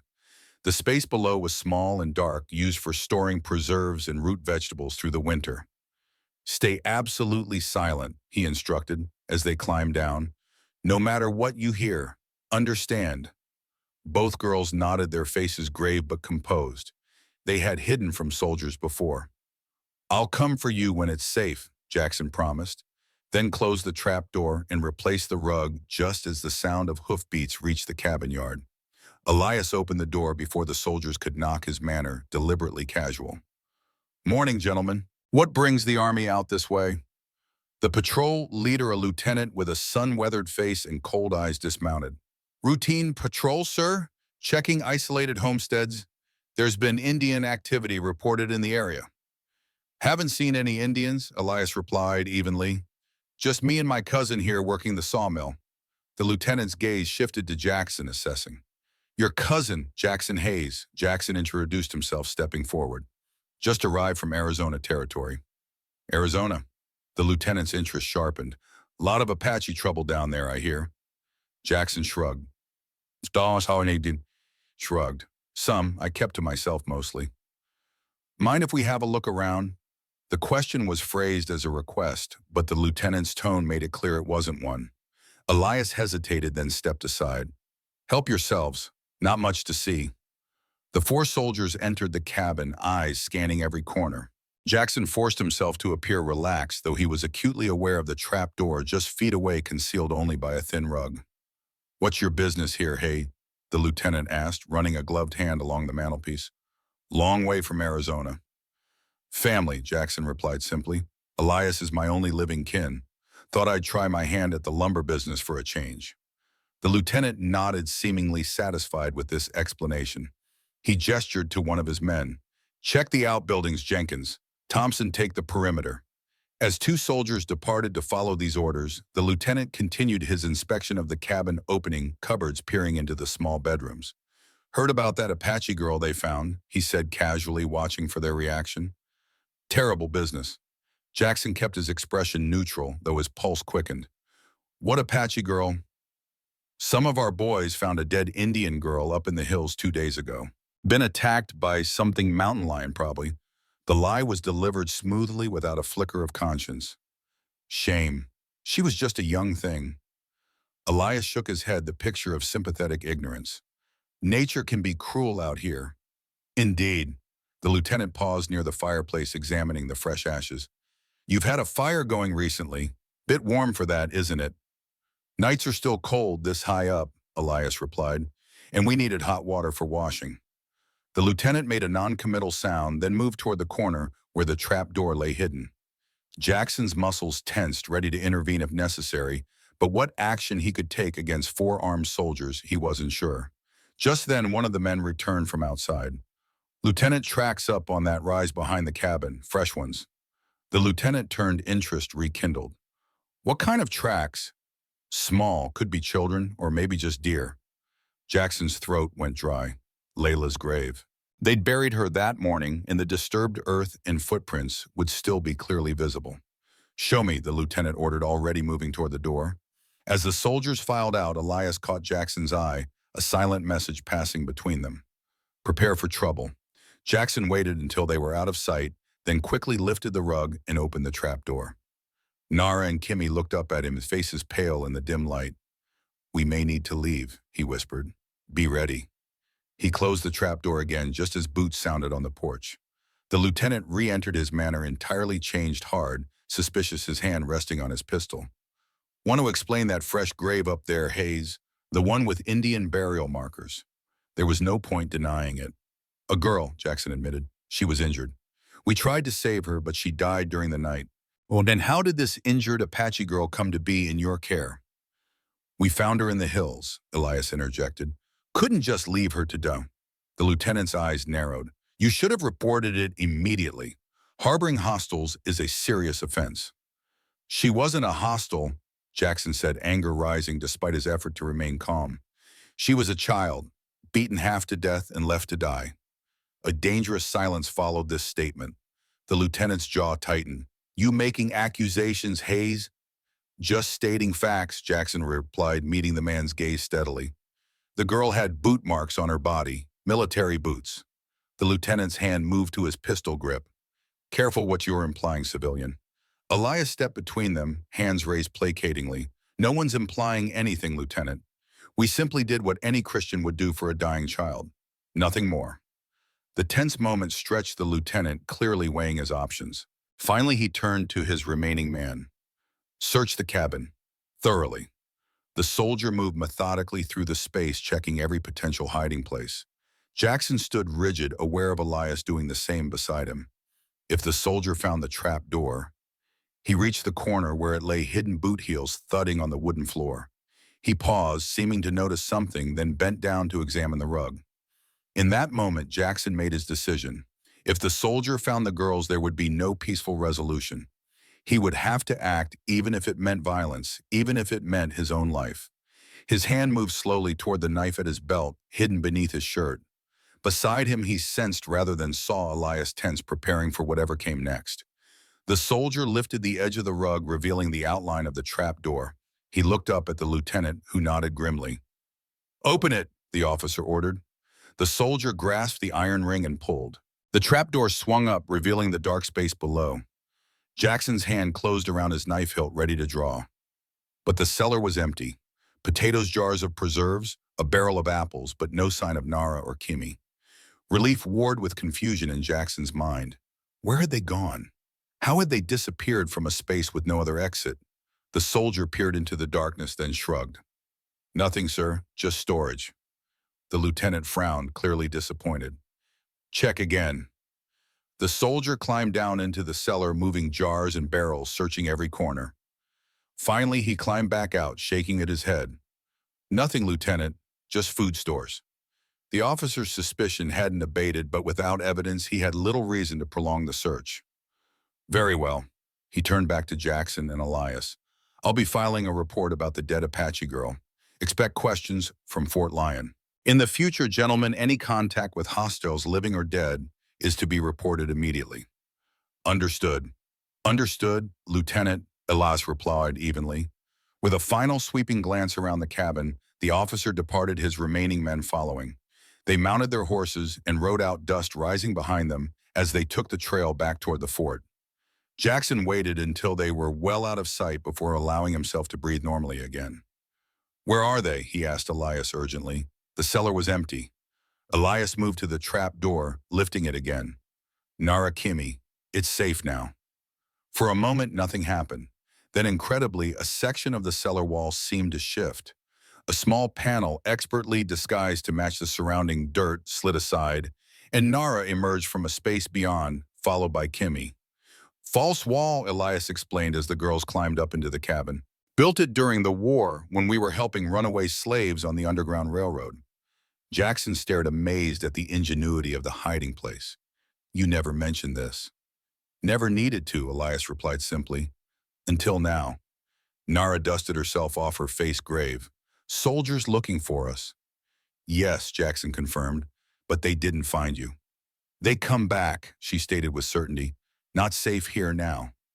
She was right, of course. The lieutenant's suspicions had been aroused. He would return, perhaps with more men, perhaps with a proper search warrant. The cabin was no longer a safe haven. "We need to leave," Jackson agreed, looking to Elias. "Tonight, if possible." His cousin nodded, already moving to gather supplies. "I've been thinking about this. There's an old trapper's cabin up in the high country, about 20 miles north. Hardly anyone knows it exists. You could hole up there until things calm down." It was their best option. Remote enough to avoid discovery, but not so far that they couldn't make it in a day's hard travel. "We'll need supplies," Jackson said, mentally cataloging what they would require. "Food, blankets, ammunition." "I'll provide what I can," Elias assured him, "and I'll check on you when possible." Nara had been listening intently, her dark eyes moving between the men. "Why you help us?" she asked Elias suddenly. "Not your children, not your people." Elias paused in his preparations, considering the question seriously. "My parents taught me that all people are God's children," he said finally, "and that we have a duty to help those in need regardless of where they come from." Nara absorbed this, her expression thoughtful. "Your God says help enemies." "Yes," Elias confirmed, "to love your enemies actually, though I don't consider you enemies." "Hard teaching," Nara observed. "Good but hard." "The best teachings usually are," Elias agreed with a small smile. They spent the remainder of the day preparing for departure. Elias gathered supplies while Jackson checked and cleaned his weapons. The girls sorted through the herbs Kimmy had collected, selecting those that would be most useful for the journey. As dusk approached, Elias saddled his mule and loaded it with provisions, flour, coffee, salt, jerky, ammunition, and tools they might need. The animal could navigate the steep mountain trails more surely than a horse, and its smaller size would leave less obvious tracks. "You're sure about this?" Elias asked Jackson quietly as they worked. "Taking on two Apache children living as a fugitive, it's not the future I imagined for you." Jackson checked the cinch on the mule's pack, considering his answer. "Nor I," he admitted, "but sometimes the path chooses you, not the other way around." Elias nodded, accepting this. "Mother would say it's providence." Maybe she'd be right. Jackson extended his hand. "Thank you, Elias, for everything." His cousin clasped his hand firmly. "You're still my brother Jackson, despite our differences." It was as close to a reconciliation as they had come in years. Jackson felt something settle within him, a piece of his past finding its proper place. As full darkness fell, they prepared for departure. The girls wore boys' clothing. Elias had provided trousers, shirts, and caps that would help them blend in if seen from a distance. Jackson dressed similarly in nondescript work clothes, with his rifle slung across his back and pistol at his hip. "Remember," Elias instructed, "follow the North Star until you reach the split rock, then take the game trail west. The cabin is in a grove of aspens near a small lake. It's well hidden, you could pass within 50 yards and not see it." Jackson committed the directions to memory. "We'll find it." Elias handed him a rough map drawn on a piece of leather. "Just in case. And this." He pressed a small Bible into Jackson's hand. It was Mother's. The gesture touched Jackson deeply. Their mother's Bible had been Elias's most prized possession since her death. "I can't take this," he protested. "You need it more than I do," Elias insisted. "Besides, she'd want you to have it, especially now." Jackson accepted the book, tucking it carefully into his pack. "I'll treasure it." They set out under a moonless sky, the only light coming from the stars overhead. Jackson led the mule with Nara and Kimmy following close behind. They moved silently through the forest, avoiding the main trails, heading steadily northward. The girls showed no fear of the darkness, their Apache upbringing having taught them to move confidently through the night. They traveled for hours without speaking, the only sounds the soft footfalls of the mule and the distant cry of a night bird. Near midnight, they paused to rest in a small clearing. Jackson distributed jerky and water, watching as the girls ate with the careful efficiency he had come to recognize, never wasting a crumb, never taking more than needed. "How much farther?" Kimmy asked, her voice little more than a whisper. "Several hours," Jackson replied. "We should reach the cabin by dawn, if we keep moving." Nara had been scanning the forest, her head tilted slightly, as if listening for something beyond human hearing. "Someone follows," she said suddenly. Jackson tensed, hand moving to his rifle. "Soldiers." She shook her head. "Not soldiers, one person, on foot, far behind but following." Jackson strained his ears, but could detect nothing unusual in the night sounds. Yet he had learned to trust Nara's senses, which seemed almost supernaturally acute at times. "How far back?" "Maybe 1 hour," she estimated. Walking quiet, but not Apache quiet. Not a tracker from the fort, then, who would have brought others and moved more openly. A lone pursuer suggested something else. Perhaps a bounty hunter or someone with a personal interest. "We need to move," Jackson decided. "Change direction, try to lose them." They packed quickly and set out again, now heading northeast instead of due north. Jackson led them through a rocky stream bed where they would leave no tracks, then up a steep slope that would be difficult to follow in darkness. For an hour, they pushed on at a grueling pace until Kimmy began to stumble with exhaustion. Jackson lifted her onto the mule, where she clung to the pack, half dozing as they continued. Dawn was breaking when they reached the split rock Elias had described, a massive boulder cleaved down the middle by some ancient force, creating a narrow passage. Beyond it, just as promised, lay a game trail winding westward through dense forest. "Not much farther now," Jackson encouraged, though he too was feeling the effects of the night's hard travel. Nara, who had been ranging slightly behind them as rear guard, appeared silently at his side. "Still follows," she reported, her face grim. "Closer now." Jackson considered their options. They could try to increase their pace, but the mule was already tiring and the trail ahead grew steeper. Or they could stand and confront whoever pursued them. "How many?" he asked. "One," Nara confirmed. "Man has gun." A difficult decision. If they continued to flee, they risked leading their pursuer directly to the cabin that was meant to be their sanctuary. But confrontation might mean violence with the girls at risk. We'll set an ambush, Jackson decided. Up ahead where the trail narrows between those boulders. Nara, take Kimmy and the mule and continue to the cabin. I'll deal with our shadow. Nara shook her head firmly. I stay. Help. It's too dangerous, Jackson argued. If something happens to me, you need to be with Kimmy. I good with bow, she insisted, pulling the small weapon from her pack. Can shoot from trees. Not seen. Jackson hesitated, weighing the risks. Nara was indeed skilled with the bow. He had seen her bring down rabbits with unerring accuracy, and having someone positioned above would give them a tactical advantage. All right, he conceded, but at the first sign of serious trouble you run. Promise me. Nara nodded, though something in her eyes suggested she had no intention of abandoning him regardless of the danger. They quickly formed a plan. Kimmy would continue with the mule, following the trail to the cabin. Nara would climb a pine tree overlooking the narrow passage, bow ready. Jackson would wait behind one of the boulders, prepared to confront their pursuer directly. As Kimmy disappeared around a bend in the trail, leading the reluctant mule, Nara scaled the pine with the agility of a squirrel, positioning herself on a branch 20 feet above the ground, partially concealed by needles. Jackson took his position behind the largest boulder rifle, ready, but hoping he wouldn't need to use it. Killing their pursuer would only bring more attention, more searchers. Better to warn them off if possible. They didn't have long to wait. Within 20 minutes, the sound of cautious footsteps reached Jackson's ears. Someone approaching, slowly, trying to move quietly, but lacking the skill to be truly silent in the forest. Jackson tensed finger near the trigger guard of his rifle. The footsteps drew closer, paused, then continued more slowly, as if the pursuers sensed the trap. A shadow fell across the trail, a tall figure moving with deliberate care, rifle held ready. As the person reached the narrowest point between the boulders, Jackson stepped out, his own weapon leveled. That's far enough, he said firmly. State your business. The figure froze, then slowly lowered its rifle. To Jackson's shock, the pursuer pushed back a hat to reveal not a man's face, but a woman's, Sarah Cooper, the nurse who had treated Layla. I mean you no harm, Mr. Hayes, she said calmly, despite the rifle pointed at her chest. I've come to help. Jackson didn't lower his weapon. You followed us all night. Why?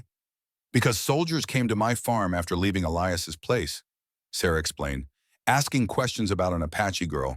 I knew you'd have to flee, and I knew you'd need help. From above, Nara's voice called down, She tells truth. Sarah glanced up, spotting the girl in the tree with her bow drawn. A faint smile touched her lips. Clever position. Jackson studied the woman carefully. Sarah Cooper had helped them once, already treating Layla without judgment or prejudice. But following them into the wilderness was another matter entirely. How did you find our trail? He asked, still suspicious. I was a nurse in the war, Mr. Hayes. I followed many a wounded soldier through worse terrain than this. Her expression softened slightly. And I have my own reasons for helping Indian children. Something in her tone suggested a personal connection. Jackson lowered his rifle slightly. What reasons? Sarah hesitated, then spoke quietly. My sister married a Cherokee man before the war. They had 2 children. When the fighting reached Indian territory, soldiers came to their farm. They killed my brother-in-law and took the children to one of those schools. Her voice hardened. My sister never saw them again. She died still searching. The story rang with painful truth. Jackson finally lowered his rifle completely. I'm sorry for your loss, he said simply. But I still don't understand why you'd risk yourself for us. Because I couldn't help my sister's children, Sarah replied. But perhaps I can help these. She glanced up at Nara again. Besides the younger one, Kimmy has a gift for healing. I recognized it when she was preparing those herbs for Layla. Such gifts shouldn't be wasted in some government school where they'll beat her for speaking her own language. Jackson looked up at Nara, who still maintained her position in the tree, bow half drawn. What do you think? He called to her. Can we trust her? Nara studied Sarah intently, then slowly lowered her bow. She helped Layla, she said finally. Good hands, good heart. It was as close to an endorsement as Nara was likely to give a stranger. Jackson nodded, accepting her judgment. All right, Mrs. Cooper, you can come with us, but the cabin we're heading to is small and supplies are limited. I brought my own, Sarah responded, indicating a pack on her back. And I don't need much space, just a corner to lay my bedroll. With the matter settled, Nara descended from the tree with remarkable speed. She approached Sarah, studying her with frank curiosity. "You know healing?" she asked. Sarah nodded. "Some. From the war and from my grandmother, who was a midwife." "I show you Apache healing," Nara offered. "You show me your way." It was the most forthcoming Jackson had ever seen her with a stranger. Sarah seemed to recognize the significance of the offer, for she inclined her head respectfully. "I would be honored to learn from you, Nara." They continued along the trail now, three instead of two, moving at a quicker pace with the sun to light their way. Sarah kept up easily, despite her age showing no signs of fatigue from the night's journey. "How is Kimi managing?" she asked as they walked. "The journey must be hard for one so young." "She's stronger than looks," Nara replied with evident pride. "Apache children learn early to be strong." "Indeed they do," Sarah agreed. "My niece was about her age when—" She trailed off, the memory clearly painful. "What happened to your sister's children?" Jackson asked after a respectful pause. Sarah's face tightened. "The boy died at the school. Pneumonia, they said, but my sister always believed it was from beatings. The girl ran away when she was 14. No one ever found her." A ghost of hope flickered across her features. "I like to think she made it to safety somewhere. Found others of her people." The conversation fell into silence after that, each lost in their own thoughts as they followed the winding trail higher into the mountains. By mid-morning, they reached a small plateau overlooking a crystalline lake. A grove of aspens shimmered in the breeze, their white trunks stark against the deep green of the surrounding pines. "The cabin should be here somewhere," Jackson said, scanning the area. It was Nara who spotted it first, a small structure so well integrated into the landscape that it seemed almost to grow from the earth itself. Built partly into a hillside with a sod roof, now sprouting grasses and wildflowers, it was nearly invisible until you were almost upon it. As they approached, the door opened to reveal Kimi, her face lighting up at the sight of them. "You found it?" she called. "Come see." The cabin was indeed small, single room with a stone fireplace, rough-hewn furniture, and shelves stocked with basic provisions left by previous occupants. But it was solid, defensible, and hidden from casual discovery. Kimi had already started a small fire in the fireplace and was heating water in a battered kettle. "For tea," she explained proudly. "Found herbs outside." Sarah set down her pack and looked around with an appraising eye. "Snug," she commented, "but it will serve. And the location is excellent, good view of the approaches. Water nearby, plenty of game in these woods from the tracks I saw." Jackson felt some of the tension of the past days begin to ease. They had made it. Not to permanent safety, perhaps, but to a respite, a place to gather strength and plan their next move.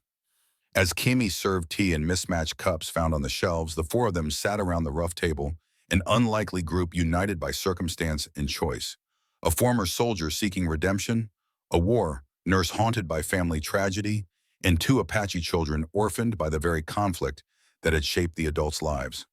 "What now?" Nara asked, her direct gaze meeting Jackson's across the table. It was the question that had been hovering at the edges of his mind throughout their flight.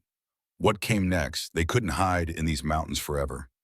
Winter would come harsh and unforgiving at this altitude.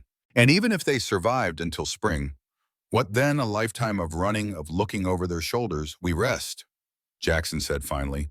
"Recover our strength. Then we consider our options." Sarah nodded approval. "Wise. No good decisions come from exhaustion." Nara seemed less satisfied with this answer, but she didn't press. Instead, she turned to Kimi, speaking quickly in Apache. The younger girl nodded and disappeared outside, returning moments later with a handful of plants. "For healing," Nara explained to Sarah. "I show now." As the two began an impromptu lesson in herbal medicine, Jackson stepped outside, needing a moment alone to clear his head. The mountain air was crisp and clean, the view from the plateau stretching for miles across forest and valley. He thought of Takimi, the man who had set him on this path with a simple request: "Protect my daughters." Had he fulfilled that promise? They were alive, yes, and for now safe. But what kind of future could he offer them in a world so determined to erase their existence? The answer, when it came, was both simple and profound. He could offer them choice, the freedom to decide their own path, to preserve their heritage, to live according to their own values rather than those imposed by force. It wasn't much, perhaps, in the face of all they had lost, but it was something, a beginning, not an end. With renewed purpose, Jackson returned to the cabin. Inside, he found a scene of surprising domesticity. Sarah and Nara bent over a collection of herbs at the table, Kimmy sweeping the floor with a makeshift broom. "We'll need more firewood before nightfall," he announced, "and I should check the perimeter, make sure we're truly alone up here." "I help," Nara offered immediately, setting aside the herbs. "Good eyes." Jackson nodded, grateful for her assistance. Together, they stepped out into the afternoon light, two unlikely allies bound by circumstances neither could have imagined just months before. As they moved through the forest surrounding the cabin, Jackson found himself wondering what Takemi would think of the situation, his daughters far from their homeland, living with a former enemy, hunted by the very government that claimed to bring civilization to the territories. Would he approve of Jackson's choices, or would he regret entrusting his precious children to a man whose people had caused so much suffering? Questions without answers. But as Nara moved silently beside him, her keen eyes missing nothing, Jackson felt a quiet certainty. Whatever came next, they would face it together. Not as guardian and wards, but as a family forged in adversity, bound by something stronger than blood. The path ahead remained uncertain, fraught with danger and difficulty. But for the first time since Takemi had placed his dying trust in a former soldier's hands, Jackson felt equal to the challenge. Life at the hidden cabin settled into a careful routine over the next few weeks.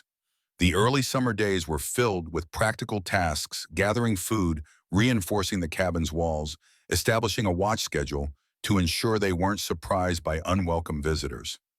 Each person found their role. Naturally, Jackson handled hunting and security, Sarah tended to medical needs and cooking, while Nara and Kimmy foraged for herbs and edible plants, their knowledge of the natural world proving invaluable. The cabin itself, though small, provided adequate shelter. Jackson and Sarah had built a lean-to extension using branches and canvas, creating separate sleeping areas that afforded everyone a measure of privacy. Inside, the main room served as kitchen, dining area, and classroom, for Sarah had taken it upon herself to teach the girls to read. "Knowledge is protection," she told them, when Nara initially resisted the lessons. "The more you understand of the white man's ways, the better you can protect yourselves."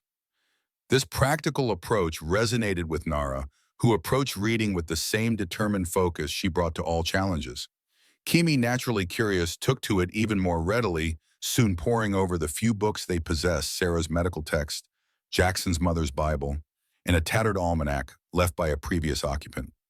On this particular morning, Jackson stood at the edge of the plateau, scanning the valley below through a battered spyglass. It had become his habit to check the approaches several times daily, alert for any sign of soldiers or trackers. So far, they had remained undiscovered, but he knew better than to grow complacent.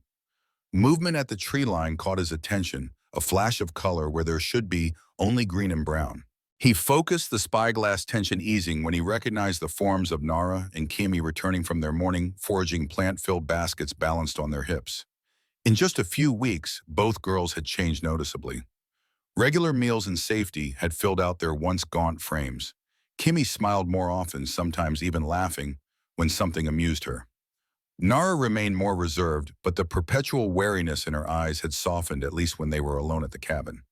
Jackson lowered the spyglass, reflecting on how naturally they had formed a kind of family unit. Not conventional by any measure, but bound by something perhaps stronger than blood choice, mutual protection, shared purpose. As the girls approached, Kimmy waved excitedly. "Jackson, we found mushrooms, the good kind." "Careful," Nara admonished her sister. "Voice carries in mountains." Kimmy immediately lowered her volume, though her enthusiasm remained undimmed. "Sorry, but look." She held up her basket, revealing a cluster of golden chanterelles. "Well done," Jackson said, genuinely impressed. "Sarah will know how to prepare them." They walked together back to the cabin, where Sarah was hanging freshly washed clothing on a line strung between two aspens. She looked up as they approached, pushing a strand of gray hair back beneath her kerchief. "Successful morning, I see," she observed, eyeing the full baskets. "Kimmy found chanterelles," Nara reported, allowing a hint of pride in her voice. "And I found more yarrow for medicine supplies." Sarah nodded approval. "Excellent. The yarrow tincture is almost gone." Inside the cabin, they sorted the morning's findings: edible plants in one pile, medicinal in another. As they worked, Sarah mentioned casually, "I should make a trip into town soon. We're running low on flour and salt." Jackson looked up sharply. "It's too dangerous. If someone recognizes you, I'm just an old woman buying supplies, Sarah countered. No one will think twice about it. Besides, we need information as much as provisions. Has the search been called off? Are patrols still active in the area? We can't make decisions without knowing the situation. Her logic was sound, but Jackson still hesitated. Their safety depended on absolute secrecy, and any contact with the outside world carried risk. I'll go, he decided. I can travel faster alone. And you're far more likely to be remembered, Sarah interrupted. A stranger asking questions draws attention. I've lived in this region for years. My presence won't raise eyebrows. They argued the point over lunch, dried venison and wild greens, until Nara finally spoke up. She right, she said simply. Sarah less danger. People trust old woman. Kimmy nodded agreement. Sarah smart. Careful. Outvoted Jackson reluctantly conceded. 2 days, he stipulated. If you're not back in 2 days, I'm coming after you. Sarah's mouth quirked in a half smile. Fair enough. I'll leave at dawn tomorrow.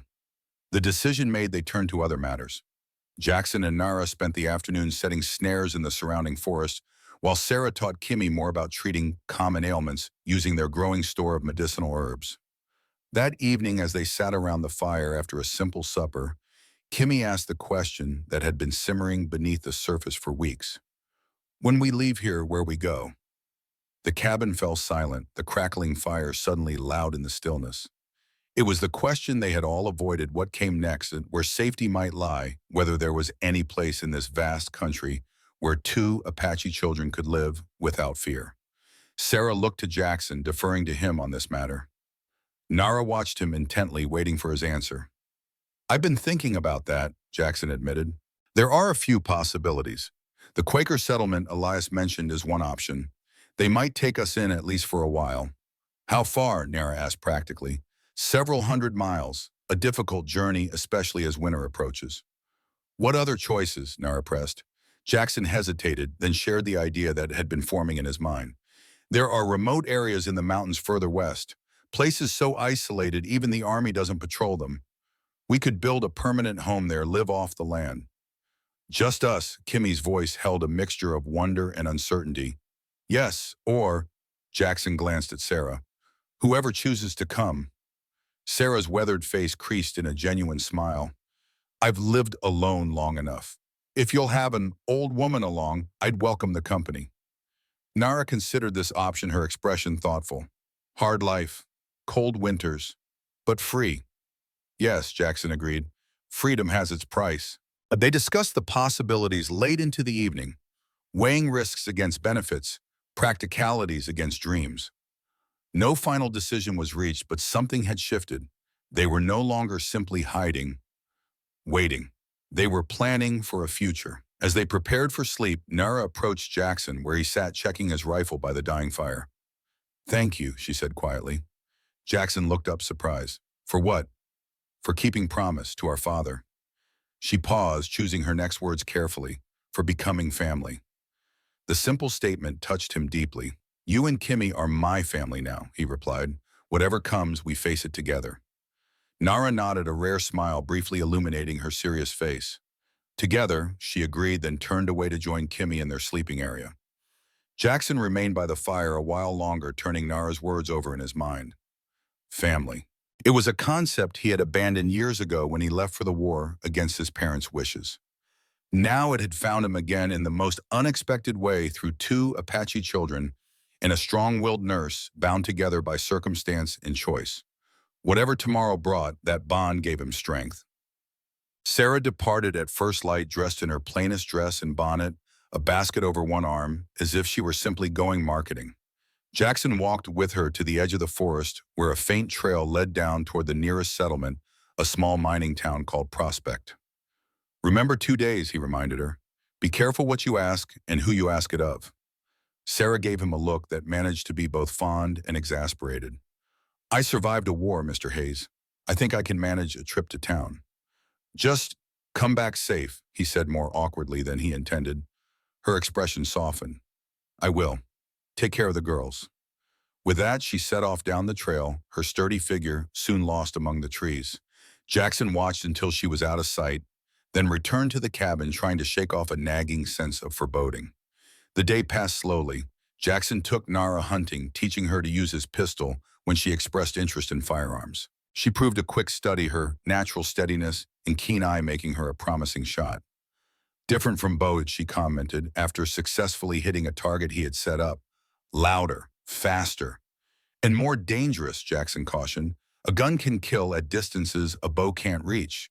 That's why you need to be absolutely certain of your target before you fire.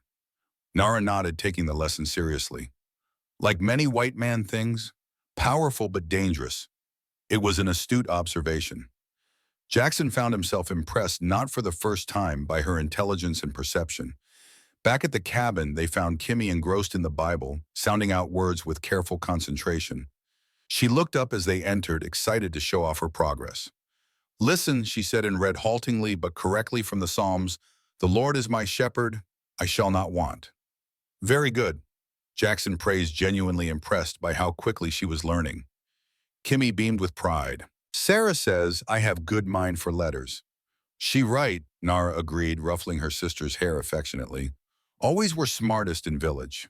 The sisters shared a smile, one of those moments of connection that seemed to transcend their current circumstances, reaching back to memories of a life now lost to them. That night, as Kimmy slept and Nara kept first watch, Jackson found himself unable to rest. Sarah's absence left a gap in their small group, a reminder of how vulnerable they were. If something happened to her in town, if she were recognized or questioned too closely, their sanctuary could be compromised. He paced the cabin quietly, checking the rifle for the third time, peering out the small window at the moonlit clearing. Nara watched him from her post by the door. "Worried for Sarah," she observed. It wasn't a question. Jackson nodded. "She should be fine, but world dangerous for those who help Apache," Nara finished. "We know." Her calm acceptance of this reality, that simply by existing she and her sister brought danger to those around them, struck Jackson as profoundly unfair. These children had done nothing to deserve such a burden. "It's not right," he said, voicing the thought aloud. "None of this is right." Nara studied him in the dim light. "World not fair," she said simply. "Apache know this long time. Now you learn too." There was no bitterness in her tone, just a mature acceptance that Jackson found both admirable and heartbreaking. At her age, he had been running wild with his cousins, protected by loving parents. His greatest concern, whether he would finish his chores in time to go fishing. "Get sleep," Nara advised, practical as always. "I wake you for next watch." Jackson nodded, knowing she was right. Worry wouldn't bring Sarah back any sooner, and he needed to be rested in case action was required tomorrow. As he settled onto his bedroll, he found himself thinking of Takimi. Would the Apache warrior approve of how Jackson was raising his daughters? He was teaching them the white man's ways, reading English, even firearms. Was that a betrayal of their heritage, or a necessary adaptation to a changing world? These troubled thoughts followed him into uneasy dreams, where Takimi stood just beyond reach, watching with inscrutable eyes as Jackson tried to explain choices he himself wasn't certain were right. Dawn brought no sign of Sarah, which was expected. She wouldn't have reached town until late yesterday, and the return journey would take most of a day. Still, tension hung over the cabin as they went about their morning tasks. Jackson checked and rechecked their supply of supplies, mentally preparing for the possibility that they might need to leave quickly if Sarah didn't return, or worse, if she returned with pursuers on her trail. Nara seemed to sense his unease, for she stuck close to the cabin rather than ranging out to forage as usual. Kimmy, less attuned to the undercurrents of adult concern, continued her reading practice, occasionally asking Jackson to help with a difficult word. By midday, Jackson's restlessness had reached a peak. He announced his intention to scout the trail Sarah would use to return, promising to be back before sunset. "You stay here," he instructed Nara. "Keep the door barred and don't open it for anyone but Sarah or me." Nara nodded, her hand resting near the pistol he had left for her. "We be careful." Jackson set out, moving quietly through the forest, alert for any sign of Sarah, or more worryingly, strangers in the area. The trail wound down through increasingly dense trees, following a small stream that eventually joined a larger creek near the valley floor. He had gone perhaps 3 miles when he heard voices ahead, men's voices rough with exertion as they climbed the trail he was descending. Jackson immediately melted into the underbrush, positioning himself behind a fallen log where he could observe without being seen. Three men came into view working their way up the steep path. Two wore the unmistakable blue uniforms of cavalry soldiers, rifles slung across their backs. The third was dressed in civilian clothes, a tall man with a weathered face and the confident stride of someone accustomed to the wilderness. A tracker, Jackson realized with a cold certainty. The soldiers had hired a local guide to help them search the mountains.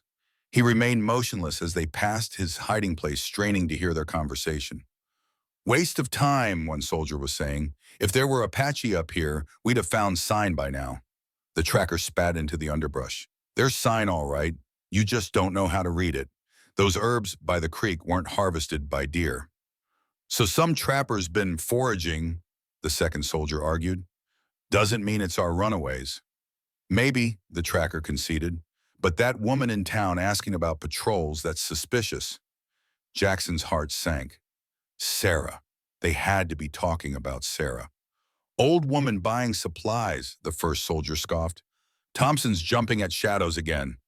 "Thompson's got a nose for trouble," the tracker countered, "and he says she asked too many questions." The men moved out of earshot, continuing up the trail that would take them within a mile of the cabin. Jackson remained hidden, mind racing.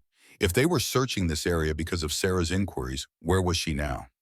Had she been detained, or was she taking a different route back to avoid being followed? He needed to warn Nara and Kimmy, then find Sarah. But moving now would risk being spotted by the patrol.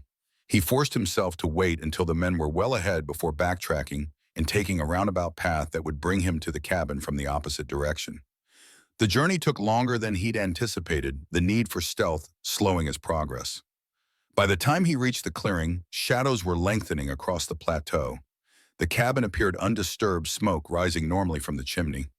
He approached cautiously, whistling the signal he and Nara had established to identify himself. The door opened immediately, revealing Nara with the pistol held ready at her side. Her expression shifted from alertness to relief when she saw him. "Soldiers," Jackson said without preamble as he entered. "Three of them heading this way. A patrol with a tracker." Nara's face tightened. "Sarah." No sign of her, but they mentioned a woman in town asking questions. It has to be her. Kimmy had come to stand beside her sister, eyes wide with concern. "They hurt Sarah." "I don't know," Jackson admitted, "but we need to be ready to move. Pack only what's essential." As the girls gathered their few possessions, Jackson quickly assessed their options. The soldiers were approaching from the east, following the most direct trail from town. If Sarah was still free, she would likely approach from the same direction, potentially walking straight into the patrol. "We need to warn her," he decided, "and we can't stay here. The tracker will find this place by morning, if not sooner." Nara nodded agreement. "Where we go?" It was the critical question. Moving deeper into the mountains meant harsher conditions and dwindling supplies. Heading toward any settlement increased the risk of discovery. North, as Jackson decided. There's a pass that leads to a different valley.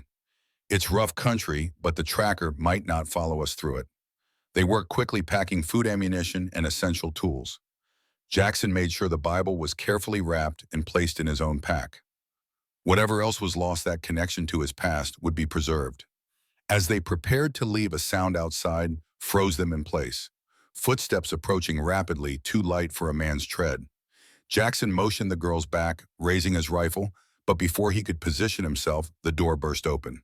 Sarah stood in the doorway, breathing hard, her dress torn and muddy, a wild look in her eyes. "Thank God," she gasped, seeing them all safe. "We have to leave. Now, they're coming." Jackson helped her inside, barring the door behind her. "Soldiers. I saw them on the trail." "What happened?" Sarah sank onto a chair, accepting the water Kimmy offered. "I was careful," she said between gulps. "But there was a new lieutenant in town, Thompson. Sharp-eyed and suspicious. He started questioning me after I bought supplies." She grimaced. "I think he recognized me from when they came to Elias's cabin that day." "Did they follow you?" Jackson asked urgently. "Not directly. I took precautions, doubled back several times. But they were organizing a patrol as I left town, and I heard them mention this area specifically." It confirmed Jackson's worst fears.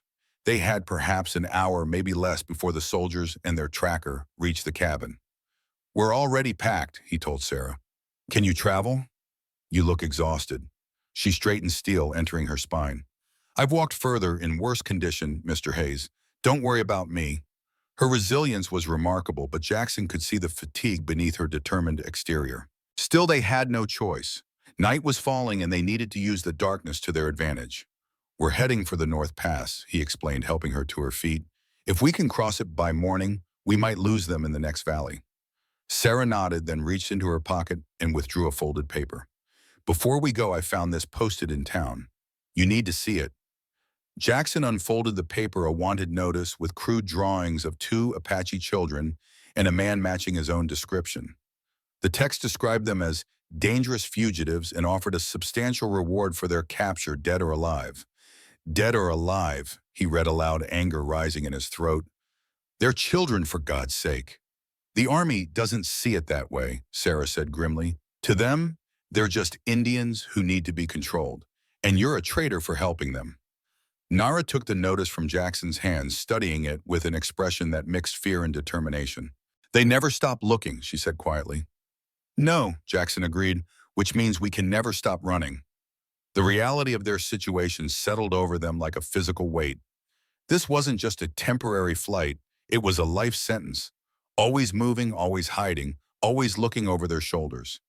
"Unless we find somewhere they won't follow," Sarah suggested, "somewhere beyond their reach." "Where is that?" Jackson asked, frustration evident in his voice. "The Army's everywhere." "Not everywhere," Sarah corrected.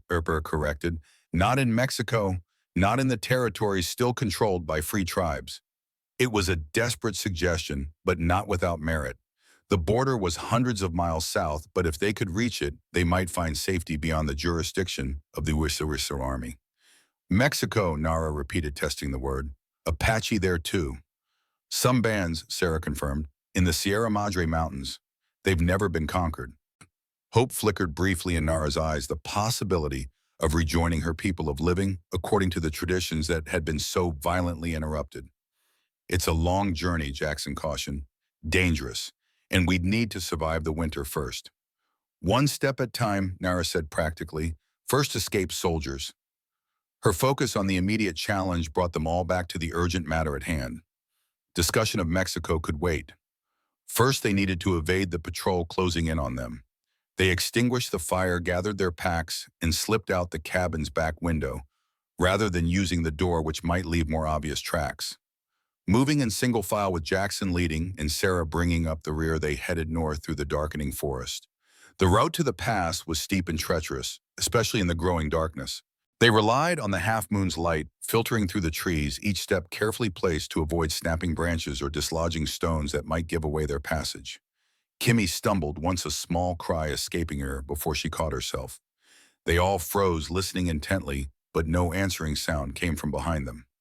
After a tense moment, they continued moving even more cautiously. They had been traveling for perhaps 2 hours when Jackson raised his hands, signaling a halt.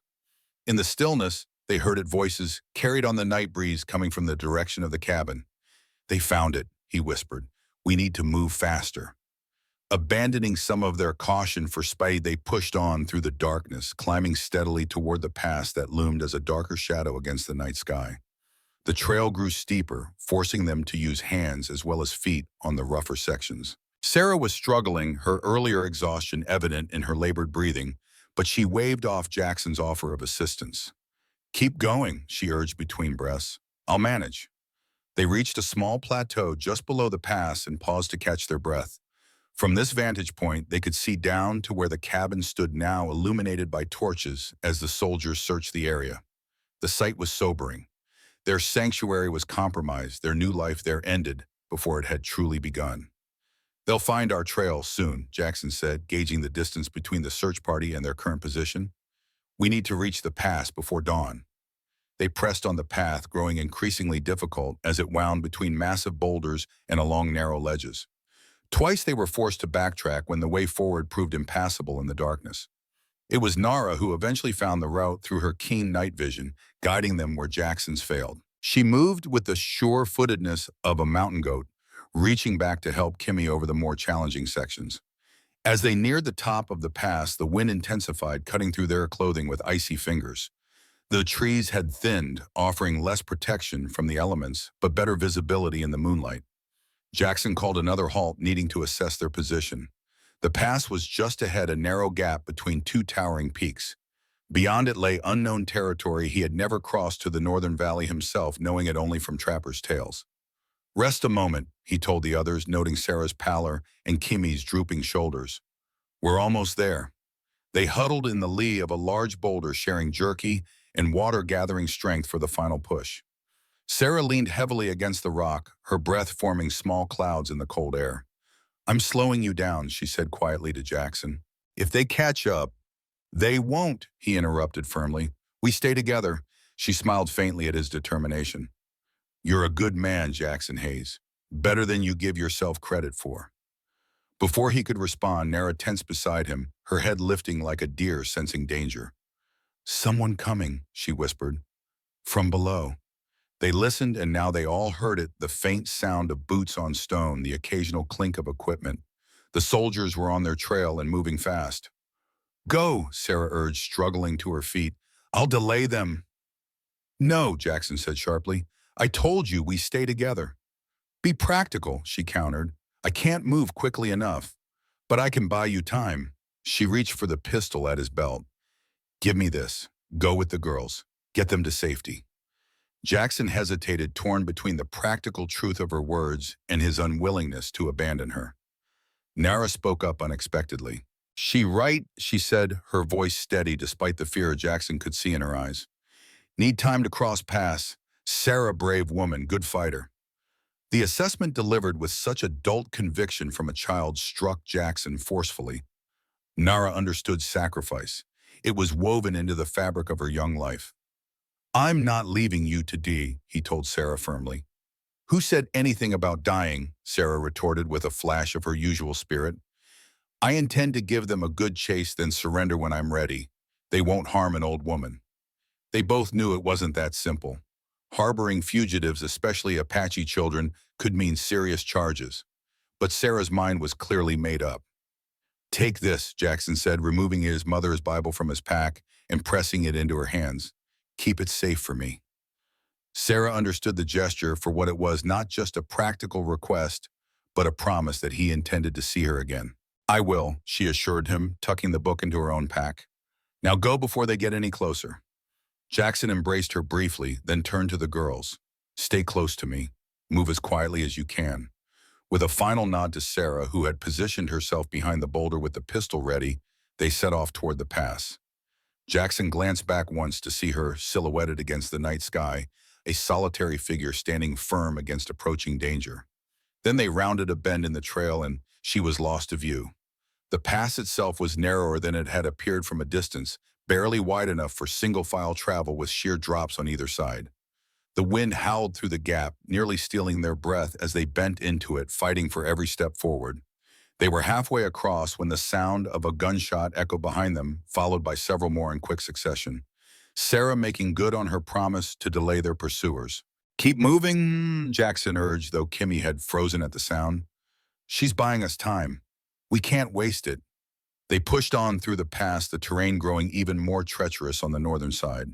The path descended steeply, switchbacking down a slope of loose shale that shifted treacherously underfoot. Dawn was breaking as they reached the bottom of the first ascent, casting long shadows across the unfamiliar landscape. Before them stretched a new valley, wilder and more rugged than the one they had left behind, with dense forest covering the lower slopes and a fast-flowing river visible in the distance. Jackson paused to take stock of their situation. They were temporarily safe. The difficult pass would slow their pursuers, especially if Sarah had managed to delay them significantly. But they were now in unknown territory with limited supplies and winter approaching. And they had left behind the one person whose medical knowledge might have seen them through the harsh months ahead. "We find shelter," Nara said, reading his concerns, "before storm comes." She pointed to the northwest, where dark clouds were gathering above the distant peaks. Her weather sense had proven accurate before. If she predicted a storm, they needed to prepare. "You're right," Jackson agreed. "Let's head for those trees. We can follow the river afterward." They made their way down to the forest's edge, the physical exhaustion of their night journey beginning to tell on all of them. Kimmy stumbled frequently now, and even Nara's normally tireless stride had slowed. Within the forest shelter, Jackson called a halt.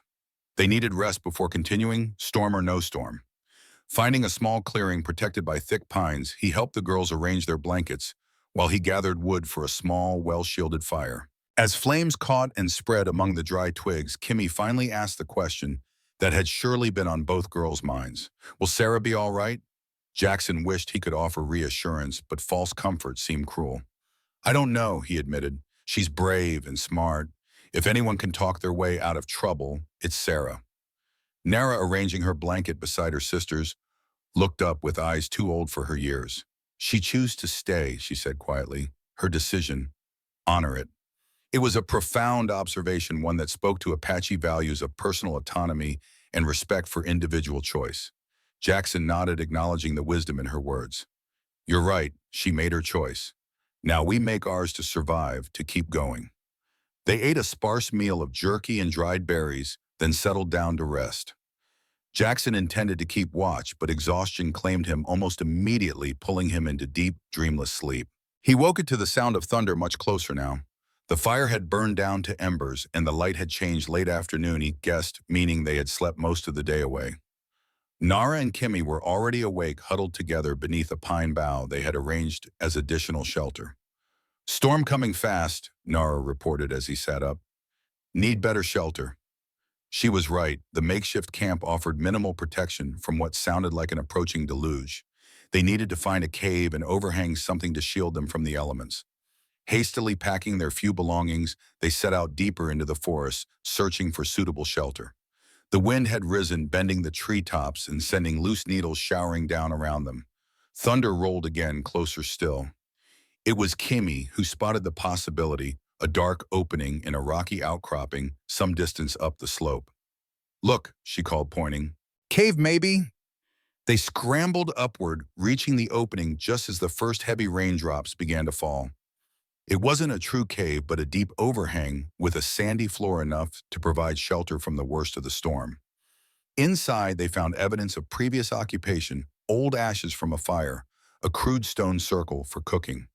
Jackson checked carefully for signs of animal habitation before allowing the girls to settle in, but the space appeared to have been used only by humans and not recently. We'll wait out the storm here, he decided, setting down his pack. Rest and recover.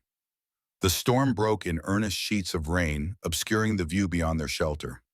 Lightning flashed, followed almost immediately by deafening thunder. Kimmy pressed close to Nara, frightened by the intensity of the tempest. It's just a mountain storm, Jackson assured her, building a small fire near the cave mouth where the smoke could escape. Violent, but usually short-lived. He was wrong. The storm raged through the evening and into the night, showing no signs of abating. The temperature dropped sharply, and soon sleet mixed with the rain, hissing as it struck the ground outside. Inside their shelter, they huddled around the fire, sharing their remaining blankets for warmth.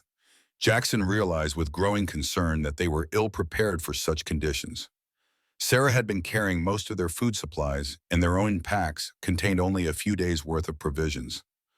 When storm ends, we hunt, Nara said as if reading his thoughts. Make new snares, find food. Her practical approach heartened him. These children were survivors. They had endured worse hardships than this and emerged stronger. Yes, he agreed, and we'll explore this valley, find a place to settle until spring.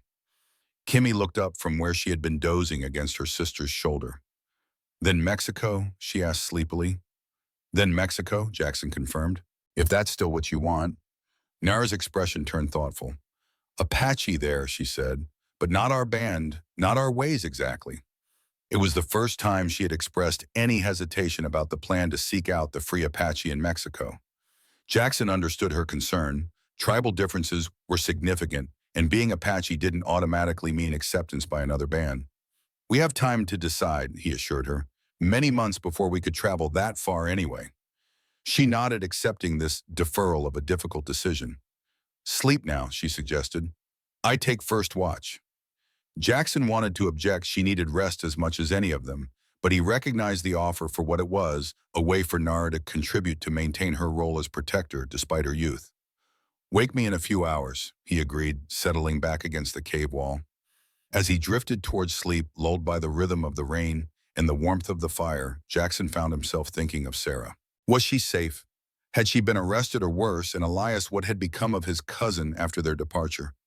He had no answers. only questions that circled in his mind until exhaustion finally claimed him. The storm continued through the night and into the following day, trapping them in the cave. They used the time to rest, to take inventory of their supplies, and to plan their next moves. The forced inactivity was hardest on Kimmy, who grew restless by the second day.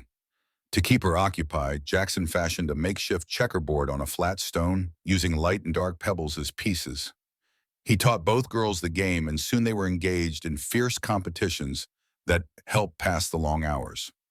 On the third morning, they woke to silence. The storm had finally blown itself out. Stepping to the cave entrance, Jackson found a transformed landscape. A light dusting of snow covered the ground, unusual for early summer, even at this elevation.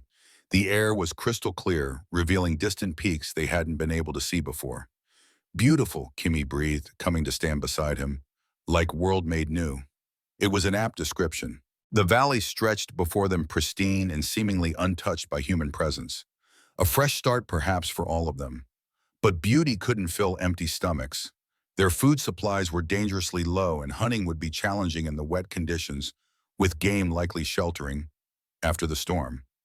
We need to find the river, Jackson decided. Set fishing lines while we explore. Nara agreed, already packing their few belongings. Fish good, easy to smoke for keeping. They set out, descending through forests still dripping from the recent deluge. The ground was treacherous, slick with wet leaves and hidden roots, forcing them to move slowly and carefully. By midday, they reached the river they had glimpsed from the pass, a substantial waterway, swift with recent rains but clear and cold. Fish darted in the deeper pools, promising sustenance if they could catch them. Jackson fashioned crude fishing hooks from wire in his pack, using strands from his blanket for line. Nara contributed knowledge of which insects would make the best bait, and soon they had several lines set in promising spots. While waiting for fish to bite, they explored the immediate area. The river valley widened as it curved northward, revealing small meadows among the trees. Game trails crisscrossed the underbrush, suggesting deer and perhaps elk were plentiful. Good place, Nara commented as they surveyed a particularly sheltered meadow near the river. Could build cabin here. Jackson followed her gaze, seeing the possibilities. A south-facing slope for protection from northern winds, abundant water, trees for building and firewood, good hunting grounds nearby. It has potential, he agreed, but we should explore more before deciding. They continued downstream, checking their fishing lines as they went. Two had been successful, yielding modest-sized trout that would provide a welcome change from jerky. Kimmy volunteered to clean them, demonstrating a skill Jackson hadn't known she possessed. Mother taught, she explained as she worked with quick, efficient movements. Said women must know how to feed family. The mention of their mother, something both girls rarely did, caught Jackson's attention. What was she like? He asked gently. Your mother, Kimmy's hand stilled briefly. Kana, she said after a moment, sang beautiful songs, told best stories. Nara, who had been gathering wood for a fire, added quietly, strong too, brave.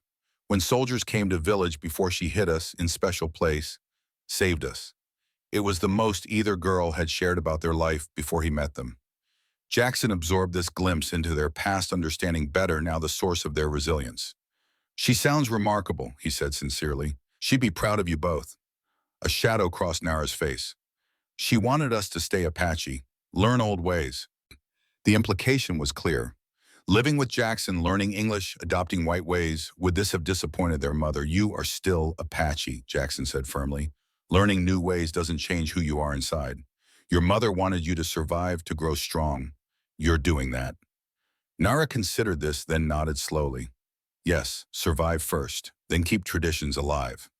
They made camp by the river that night, the fresh fish providing a feast after days of meager rations. As darkness fell, the temperature dropped again, a reminder that their situation remained precarious, despite the day's small successes. Tomorrow we return to cave, Jackson decided. Gather our things, then come back here to start building something more permanent. The girls agreed readily. The meadow had felt right to all of them, a place where they might actually establish a home, not just a temporary shelter. As they settled around the fire for the night, Kimmy surprised Jackson by asking, will you tell story like Sarah did? During their time at the cabin, Sarah had often told stories in the evenings, folktales and legends she had learned as a child. Jackson had no such repertoire to draw from. I'm not much of a storyteller, he admitted. Tell about your family, Nara suggested. Your mother, father, where you come from. It was a reasonable request, yet Jackson hesitated. His past wasn't something he often shared, especially the parts that had led him to the army and eventually to the acts he now regretted. But these children had shared pieces of their history with him. Perhaps it was time to reciprocate. I grew up in Pennsylvania, he began slowly. My parents were Quakers, people who believe in peace above all else. They taught that all humans are equal in God's eyes regardless of color or background. Good teaching, Nara commented. Yes, Jackson agreed. But I was young and restless. When the war came, I saw a chance for adventure, for glory. My parents begged me not to go fighting, went against everything they believed, but I enlisted anyway. He paused, remembering the pain on his mother's face the day he left, the way his father had turned away, unable to watch his son choose a path so contrary to their values. I thought I was right, he continued, thought I was fighting for a just cause. And maybe at first I was, but then I was transferred west to the territories, ordered to fight Indians who were defending their lands, their way of life.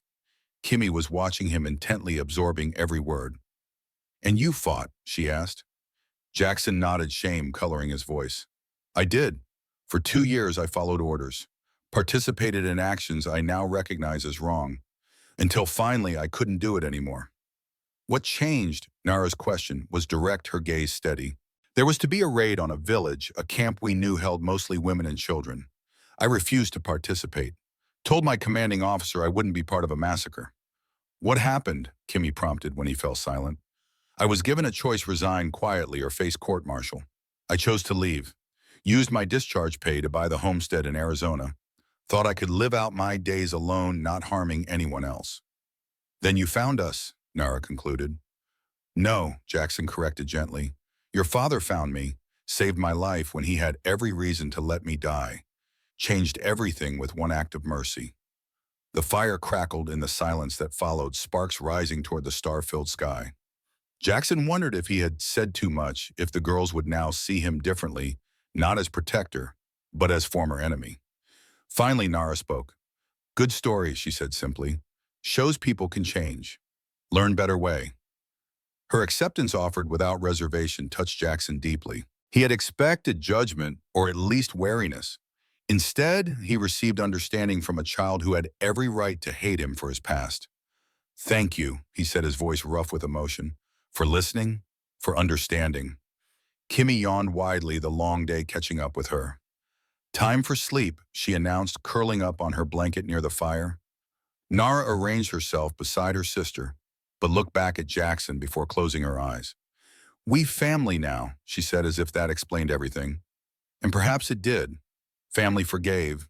Family accepted. Family moved forward together, past mistakes acknowledged, but not permitted to define the future. As the girls slept, Jackson kept watch, his gaze moving between the peaceful forms by the fire and the vast star-strewn sky above. For the first time since leaving the cabin, he felt a genuine sense of hope. They had found a place that could become home. They had food, shelter, and each other. The future remained uncertain. Danger still lurked in the world beyond this valley. But here in this moment, there was peace. Tomorrow would bring new challenges, a shelter to build supplies, to gather preparations for the coming winter. But they would face those challenges together as the unlikely family they had become. Jackson Hayes, once a soldier who had helped destroy Apache lives, now devoted to protecting 2 Apache children. It was a strange twist of fate, or perhaps, as his mother might have said, the working of Providence. Whatever it was, he knew with absolute certainty that he was exactly where he was meant to be. In the distance, a wolf howled, a lonely sound that echoed across the valley. Another answered from closer by, then a third, a family pack calling to one another across the night. Fitting, Jackson thought. In a world that had tried to tear them apart, they too had found each other. And like the wolves, they would survive by staying together, by watching out for one another, by remembering always that the strength of the pack was in its bonds. He added wood to the fire, settled his rifle across his knees, and prepared for the long night watch. Tomorrow would bring its own challenges, but tonight, under this vast canopy of stars, they were safe. They were home. And for now, that was enough. The storm passed, leaving behind a pristine landscape transformed by the first dusting of snow. Standing at the entrance of their makeshift shelter, Jackson surveyed the valley, stretching before them a vast wilderness untouched by the conflicts that had driven them here. The air was crisp and clear, the distant peaks sharply defined against the blue sky. "We need to make this work," he said quietly, more to himself than to the girls who were gathering their few belongings behind him. The immediate challenges were clear. Find food, establish permanent shelter before winter set in, fully remain hidden from any pursuers who might have followed them across the pass. But beyond these practical concerns lay deeper questions. What future could he truly offer Nara and Kimmy in this isolated existence? How long could they remain cut off from the wider world, and what of Sarah? Her sacrifice weighed heavily on his conscience. Had she survived her encounter with the soldiers? Was she imprisoned, now paying the price for helping them? "Ready," Nara announced, interrupting his troubled thoughts. She stood with her small pack secured Kimmy beside her, similarly prepared for travel. Jackson nodded, shouldering his own pack. "We'll head for the river first. Set some fishing lines while we explore. We need food more than anything." They descended through the forest, still dripping from the recent deluge. The ground was treacherous slick, with wet leaves and hidden roots forcing them to move with deliberate care. Kimmy slipped, once falling hard, but rose immediately with the stoicism Jackson had come to expect from both girls. She merely wiped her muddy hands on her trousers and continued without complaint. By midday, they reached the river they had glimpsed from the pass, a substantial waterway, swift with recent rains but clear and cold. Fish darted in the deeper pools, promising sustenance if they could catch them. "There," Jackson said, pointing to a particularly promising spot where the current slowed around a jutting rock. "That's where the bigger fish will rest." He fashioned crude fishing hooks from wire in his pack, using strands from his blanket for line. Nara contributed knowledge of which insects would make the best bait, collecting small black beetles from beneath rotting logs. "Mother showed me," she explained when Jackson expressed surprise at her expertise. "Said women must know how to find food anywhere." They set several lines in promising spots along the river, securing them to flexible branches that would bend when a fish struck, alerting them to a catch. While waiting for fish to bite, they explored the immediate area. The river valley widened as it curved northward, revealing small meadows among the trees. Game trails crisscrossed the underbrush, suggesting deer and perhaps elk were plentiful. In one meadow, sheltered by a semicircle of pines on the north side and open to the southern sun, Jackson paused. The location was ideal, protected from harsh winds, close to water, with good visibility of approaches. "This could work," he said, envisioning the cabin they might build. "Defensible, good water, timber for building." Nara nodded, her practical mind assessing the same qualities. "Ground slopes right way, no flooding in spring." Kimmy wandered the perimeter of the meadow, examining plants with the careful attention of one who had been taught their uses from earliest childhood. "Many medicines grow here," she reported. "Good sign." They continued their exploration, checking fishing lines as they went. Two had been successful, yielding modest-sized trout that would provide a welcome change from jerky. Kimmy volunteered to clean them again, demonstrating skills beyond her years. "We'll make camp here tonight," Jackson decided as the afternoon waned. "Tomorrow we can start on more permanent shelter." They worked together, preparing the evening meal, each falling naturally into tasks suited to their abilities.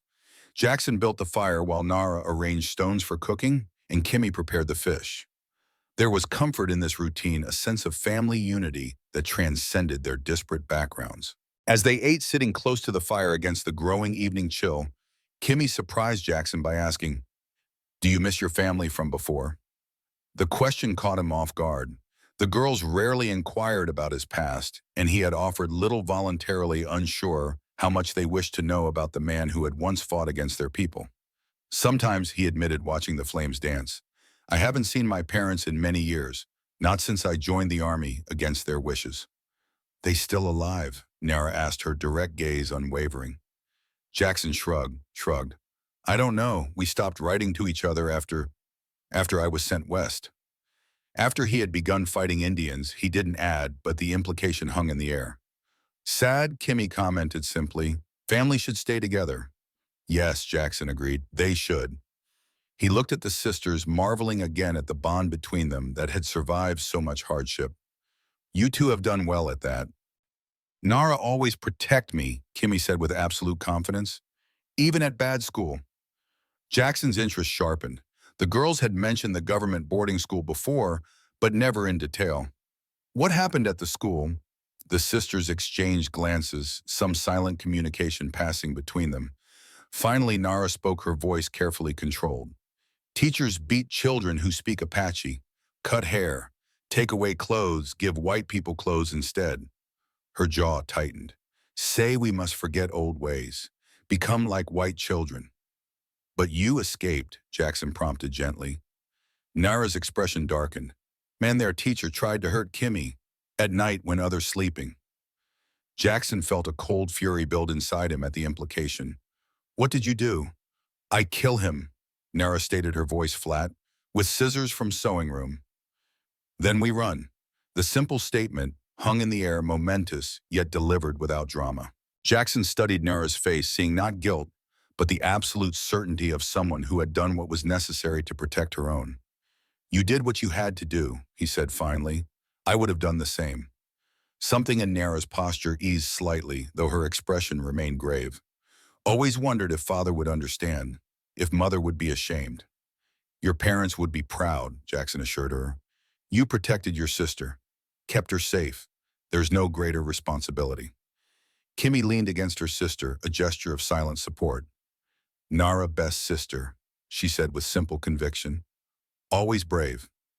The conversation shifted to lighter topics as the night deepened, but Jackson found his thoughts returning to Nara's revelation.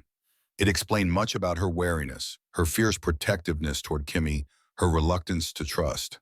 It also illuminated the risk the soldiers represented beyond simple capture, returned to a system that had already traumatized them deeply. His resolve hardened. Whatever it took, he would ensure these children never face such treatment again. As they prepared for sleep, arranging blankets near the fire, Jackson found himself looking at the stars wheeling overhead. So many, so constant. The same stars had watched over generations of people in these mountains, Apache white settlers, perhaps others before them all. What did they make of the endless human conflicts played out beneath their eternal gaze? Tomorrow we build, he said softly to the night sky. Make something lasting. They rose with the dawn frost crackling beneath their blankets. The temperature had dropped sharply overnight, a clear warning that winter would arrive early at this elevation. Their breath formed clouds in the morning air as they rekindled the fire and prepared a simple breakfast of remaining fish. We need a more substantial shelter before the heavy snows come, Jackson said, outlining his plan as they ate. Something that can withstand winter storms. Cabin, Kimmy asked, her eyes brightening at the prospect of a real home. Eventually, but that takes time we don't have right now. Jackson gestured toward the hillside bordering the meadow. I'm thinking a dugout first, cut into the sloped timber front. Easier to heat, better protection from wind. Nara nodded approval. Apaches sometimes make winter homes this way. Good thinking. The validation pleased him more than he cared to admit. Despite his years in the territories, there was much about indigenous ways he had never bothered to learn during his military service. The realization shamed him now. They spent the morning scouting the perfect location, eventually settling on a spot where the hillside offered a natural hollow that could be expanded. Work began immediately using the few tools they possessed: Jackson's knife, a small hatchet, flat stones for digging. It was grueling labor. The soil was rocky, roots created stubborn barriers, and their tools were inadequate for the task.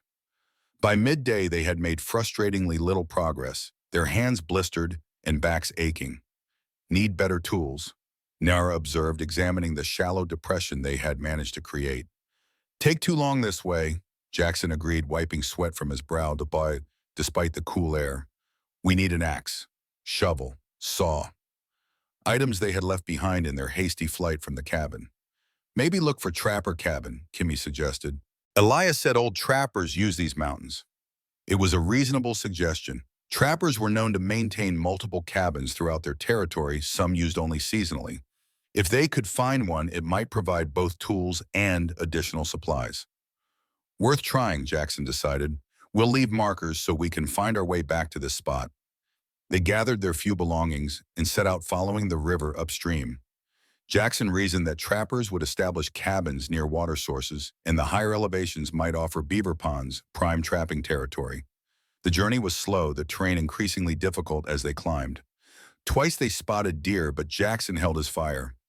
The shots might carry to unwanted ears, and they had more urgent needs than meat at the moment. By late afternoon, they had found nothing man-made, though the abundance of game tracks and beaver signs suggested they were in prime trapping country. Jackson was about to suggest they turn back when Kimmy, who had ranged slightly ahead, called out, "Smoke very small far away." Jackson and Nara hurried to join her. From their elevated position on a rocky outcrop, they could indeed see a thin wisp of smoke rising from the forest perhaps 2 miles distant, near what appeared to be a small lake. "Someone there," Nara said, her body tensing. "Soldiers." Jackson studied the smoke carefully. "I don't think so. Military patrol would have a larger fire. This looks like a single person's campfire. Probably a trapper or prospector." "We go see?" Kimmy asked, excitement mixing with apprehension in her voice. It was a calculated risk.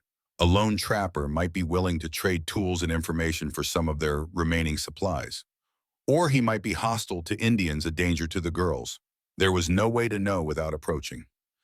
"I'll go alone," Jackson decided. "You two wait somewhere safe nearby. If I'm not back by nightfall, head back to our meadow and continue with the dugout as best you can." Nara shook her head firmly. "Not safe to separate. We stay together." "It's more dangerous for you to be seen," Jackson argued. "If this person is hostile to Indians—" "We Apache," Nara interrupted, "know how to approach unseen better than you." There was no arrogance in her statement, merely practical assessment. Jackson hesitated, then conceded the point. "All right, but we approach with extreme caution. At the first sign of danger, we withdraw immediately." "Agreed." Both girls nodded solemnly, understanding the stakes. They made their way toward the smoke, moving with the careful silence Nara and Kimmy had perfected through necessity and Jackson had learned through years on the frontier. As they drew closer, the scent of wood smoke mingled with another aroma cooking meat, rich and savory. The forest opened onto the shore of a small lake, its surface rippling gently in the afternoon breeze. On the far bank stood a sturdy log cabin, smoke curling from its stone chimney. A canoe was pulled up on the shore nearby, and fishing lines stretched into the water from crude docks. "Someone lives here permanently," Jackson observed, studying the well-established homestead. "Not just a trapper's seasonal cabin." They watched from concealment for nearly an hour but saw no movement around the cabin. Finally, Jackson made his decision. "I'm going to approach openly. You two stay hidden unless I signal it's safe."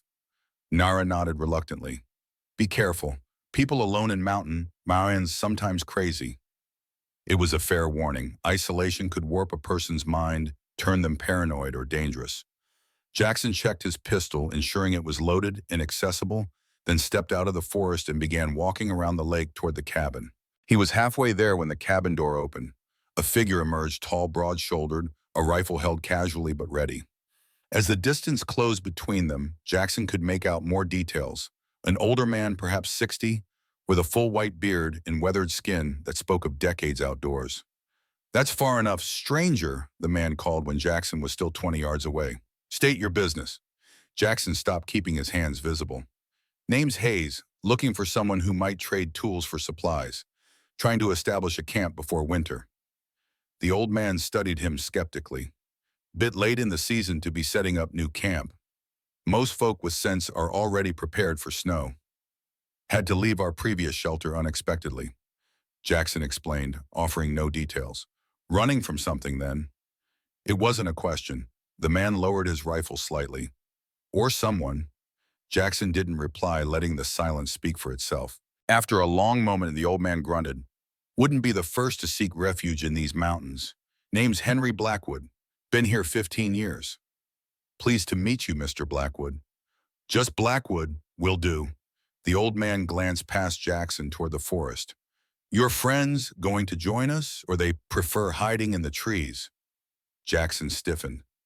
He hadn't realized the girls had been spotted. Blackwood's mouth twitched beneath his beard.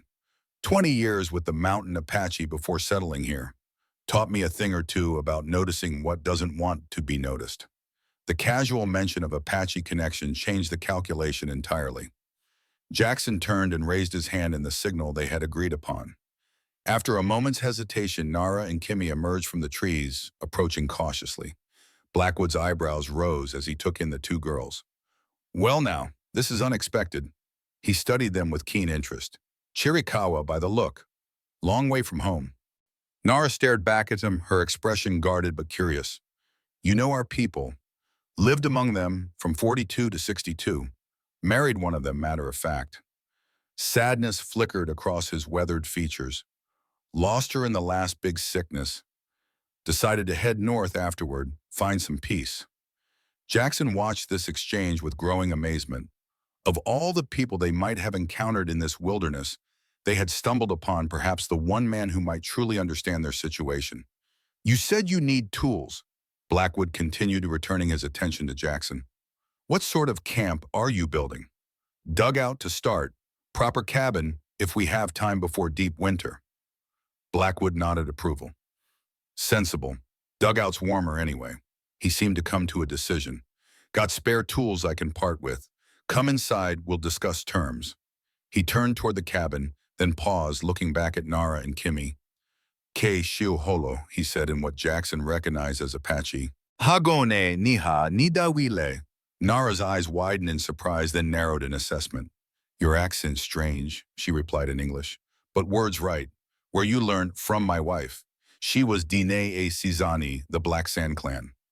Blackwood switched back to English. Now come inside before we all catch cold standing around. The interior of the cabin was surprisingly spacious and meticulously organized.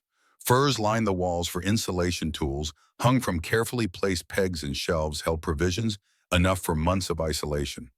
A large fireplace dominated one wall, its dancing flames casting warm light throughout the single room. Sit, Blackwood directed, gesturing to a table crafted from split logs. I've got stew on the fire, enough for all. As he served the simple but hearty meal, venison, wild onions, and roots in a rich broth, Blackwood asked no direct questions about their circumstances. Instead, he spoke of practical matters. The coming winter, likely to be harsh by his reading of the signs, good hunting grounds nearby, the habits of the local wolf packs. Only after they had eaten the edge taken off their hunger did he address the obvious. Army looking for you, I'd wager. Jackson tensed but nodded. Yes. Figured as much. Patrol came through 3 days ago. 4 men asking if I'd seen any Indians or white renegades in the area. Blackwood's expression revealed nothing. Told them I hadn't, which was true at the time. And now, Nara asked directly. Blackwood met her gaze with equal directness. Now I'm having a meal with guests who happened by. What happens after that depends on several things. Such as, Jackson prompted, such as why the Army's after 2 Apache children and a white man. Such as whether harboring you brings trouble to my doorstep. Such as whether you're the kind of folk worth taking a risk for. It was bluntly stated but fair. Jackson glanced at Nara, who gave a slight nod, granting permission to share their story. He told it simply without embellishment, his debt to Takimi, his care for the girls through winter, their flight from authorities who would separate them, Sarah's sacrifice to ensure their escape. He omitted certain details. Nara's killing of the school official, his own military history, but provided enough truth to explain their situation. Blackwood listened without interruption, his weathered face impossible to read. When Jackson finished, silence settled over the cabin, broken only by the crackling of the fire. Finally, the old man spoke. Army's not likely to give up easy. Those boarding schools are a pet project of the government. They want Indian children civilized, whether the children want it or not. We not go back, Kimmy stated with surprising firmness. Rather die in mountains. Blackwood studied her, something like approval in his gaze. Got your mother's spirit, I'd say. He turned to Jackson. Your dugout plan is sound, but you're starting too late. First heavy snow could come any day now. We don't have much choice, Jackson replied. We need shelter before winter. There's another option. Blackwood stroked his beard thoughtfully. I've got a second cabin about 10 miles northeast of here. Built it as a fall hunting camp, but I don't use it much these days.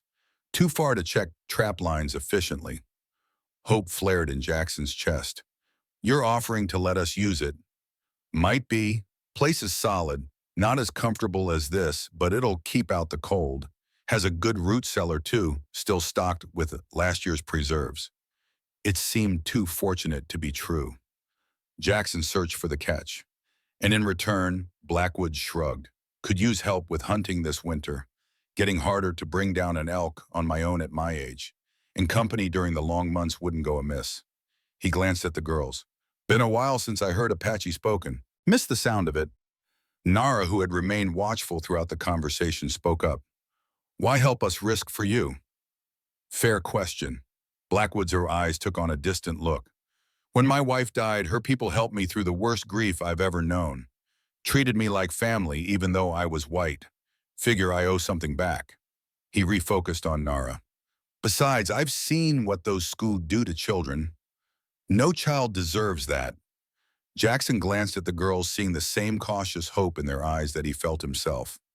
It seemed Providential Shelter already built a potential ally who understood Apache ways and relative safety from immediate pursuit.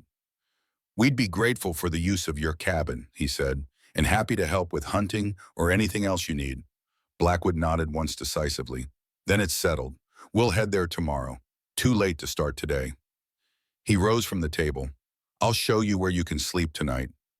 As the old man gathered extra blankets from a chest, Kimmy tugged at Jackson's sleeve, her expression troubled. Can we trust? She whispered. Maybe trick. It was the essential question. Blackwood seemed genuine, but they had no way to verify his story or his intentions. Yet instinct told Jackson the old man was being straight with them. I think we can, he replied quietly, but we'll stay alert just in case. Nara, overhearing, gave a small nod of agreement. Trust but verified had become their way of survival. Blackwood arranged sleeping pallets near the fire, then excused himself to check his fishing lines before dark. Once alone, the three visitors conferred in hushed tones. What do you think? Jackson asked Nara, valuing her perceptiveness. She considered the question seriously. He knows Apache ways, speaks some words, eyes honest when talk about wife. She paused. But still white man. Many white men start friendly, then change. He's lived alone a long time, Jackson acknowledged. People can grow strange in isolation.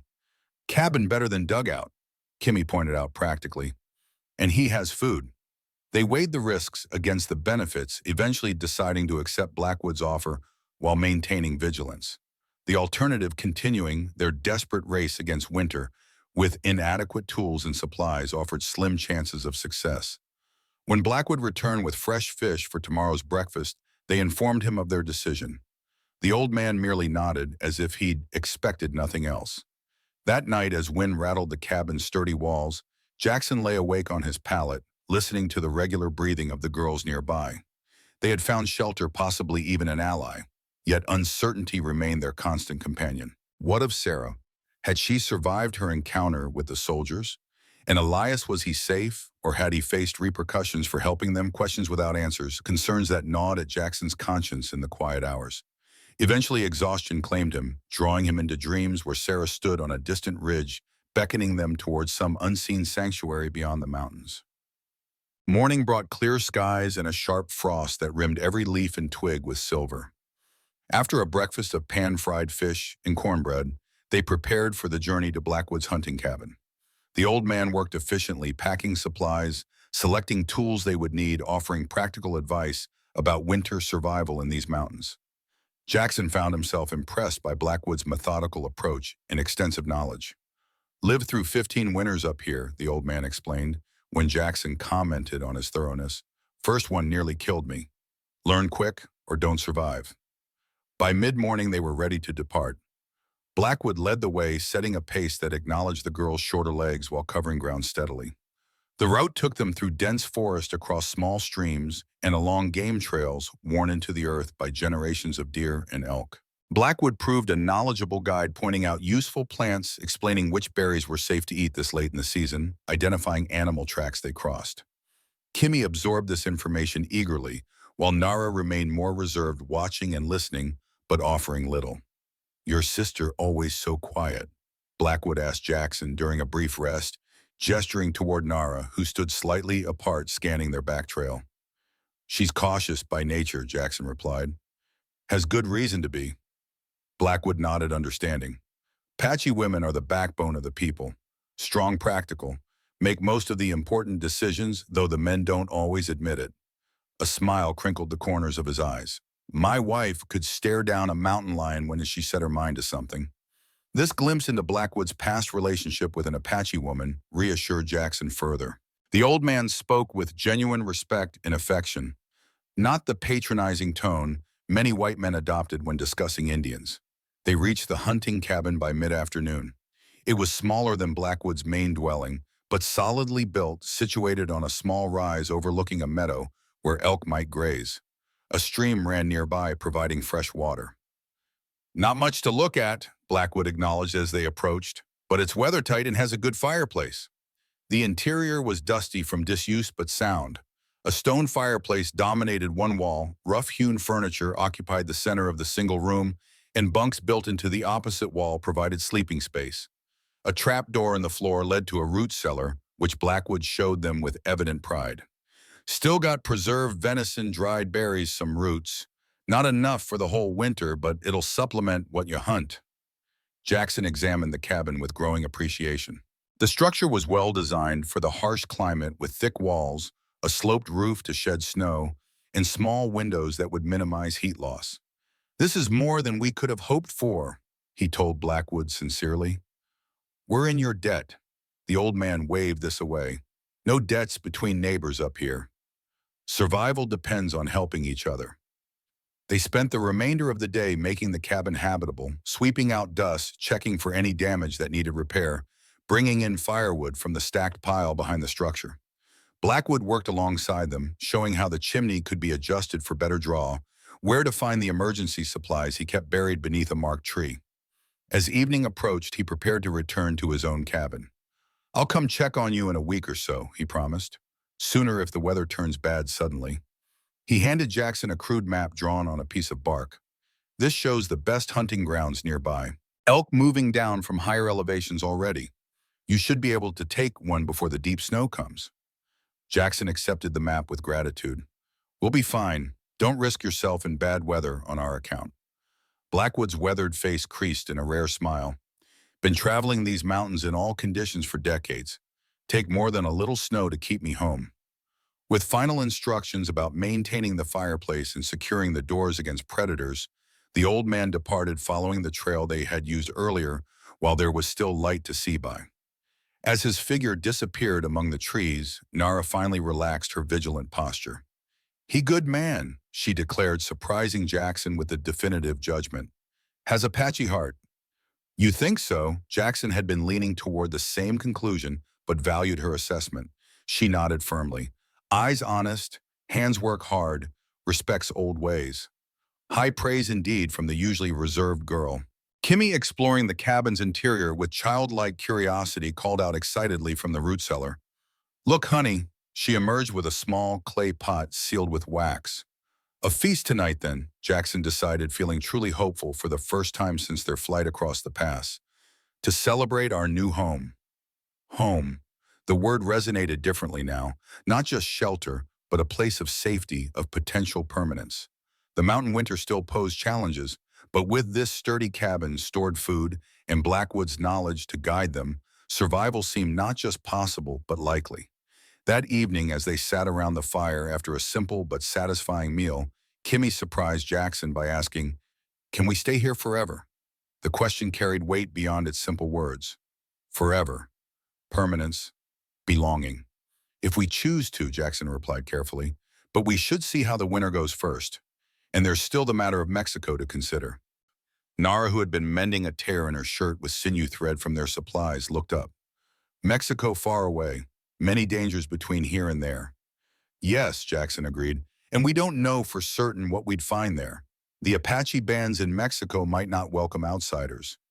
"Even other Apache?" Kimmy asked, frowning. "Different bands have different ways," Nara explained to her sister. "Not all Apache same. Like not all white people same." It was a perceptive observation that highlighted Nara's growing understanding of the complexities beyond the simple us versus them divide. "What you want?" Kimmy asked Jackson directly. "Stay here or go Mexico?" It was a question he had been asking himself for weeks. What did he want?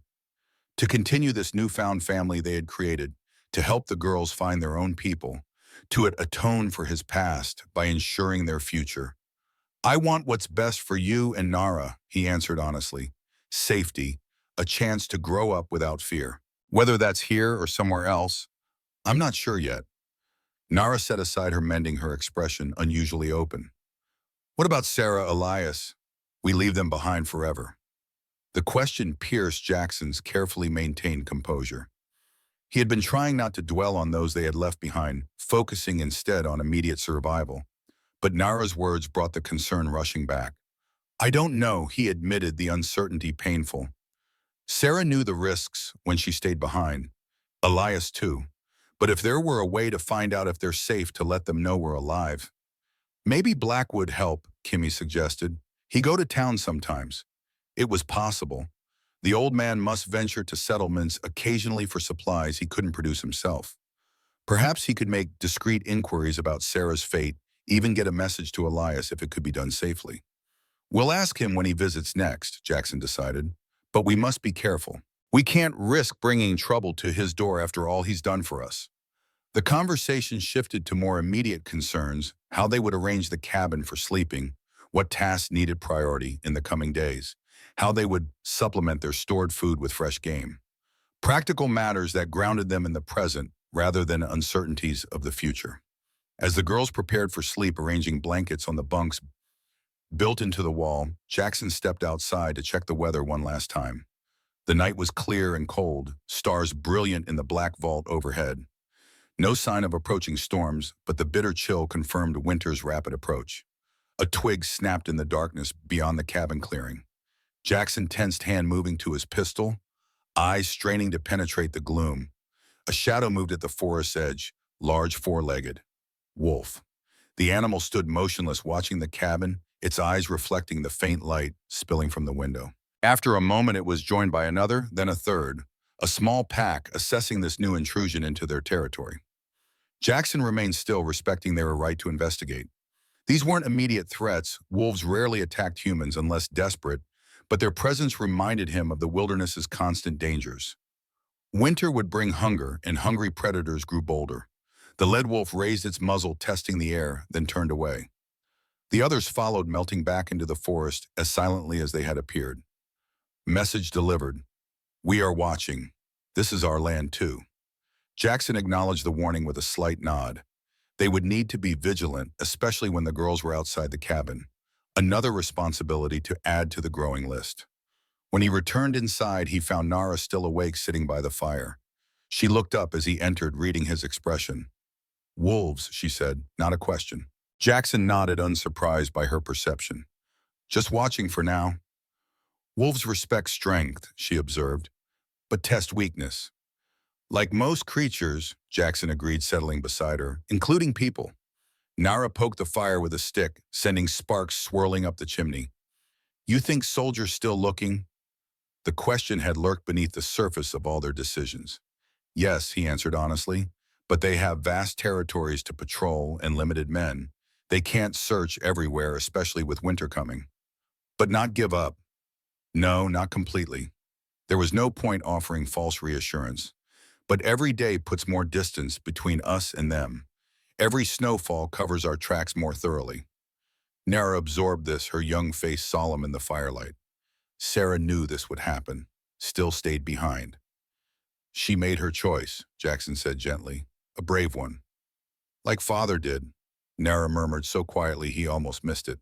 Chose to save you, knowing he would die. The parallel struck Jackson forcefully.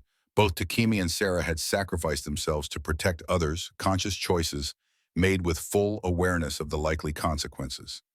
Yes, he agreed, humbled by the comparison. Very much like your father did. Nara stared into the flames, her profile so like Takimi's in that moment that Jackson's breath caught. Apache believes spirits of brave ones watch over family, protect them. It's a good belief, Jackson said. My mother thought something similar. That those we've lost remain close somehow. You think Sarah dead? Nara asked directly. Jackson considered the question carefully. I don't know, she's resourceful, intelligent. If anyone could talk their way out of trouble, it's Sarah. He sighed, but the army doesn't look kindly on those who help fugitives. Nara nodded, accepting this ambiguity. Either way, she with us still. Her teaching helps Kimmy read. Her medicine knowledge keeps us healthy. It was a profound observation from one so young that influence continued beyond physical presence, that those who had shaped their lives remained part of them, regardless of separation or even death. You're very wise for your age, Nara, Jackson said softly. She shrugged, uncomfortable with the praise. Just see what is. Apache children learn early that life includes death, not hide from truth. Another lesson that white society often failed to teach its children, Jackson reflected. So much energy spent shielding the young from life's harsher realities, only for those realities to strike with greater force when eventually encountered. Try sleep now, Nara suggested, rising from her place by the fire. Tomorrow, much work to prepare for winter. She was right as usual. Jackson banked the fire for the night, while Nara settled into the bunk beside her already sleeping sister. Within moments, her breathing had deepened, the day's exertions claiming her, despite the many concerns they had discussed. Jackson took longer to find rest. His mind circled through their situation, identifying threats, planning responses, calculating supplies against likely needs. The responsibility for these children's lives weighed heavily, yet he found he wouldn't have it any other way. They had become his purpose, his reason for continuing, when it would have been easier to surrender to the army or simply disappear alone into the wilderness. Nara and Kimi needed him, yes, but he needed them equally. Their resilience inspired his own. Their hope rekindled what had nearly died within him. As sleep finally approached, Jackson's last conscious thought was a prayer of sorts directed not to the God of his childhood, but to whatever forces might be listening in this vast, indifferent wilderness. Keep them safe. Let me be enough to see them through. The next 2 weeks established a rhythm to their days. Mornings began before dawn with fire building and breakfast preparation. Then came the day's essential task, hunting, gathering the last edible plants before winter killed them, collecting and chopping firewood, making repairs to the cabin where needed.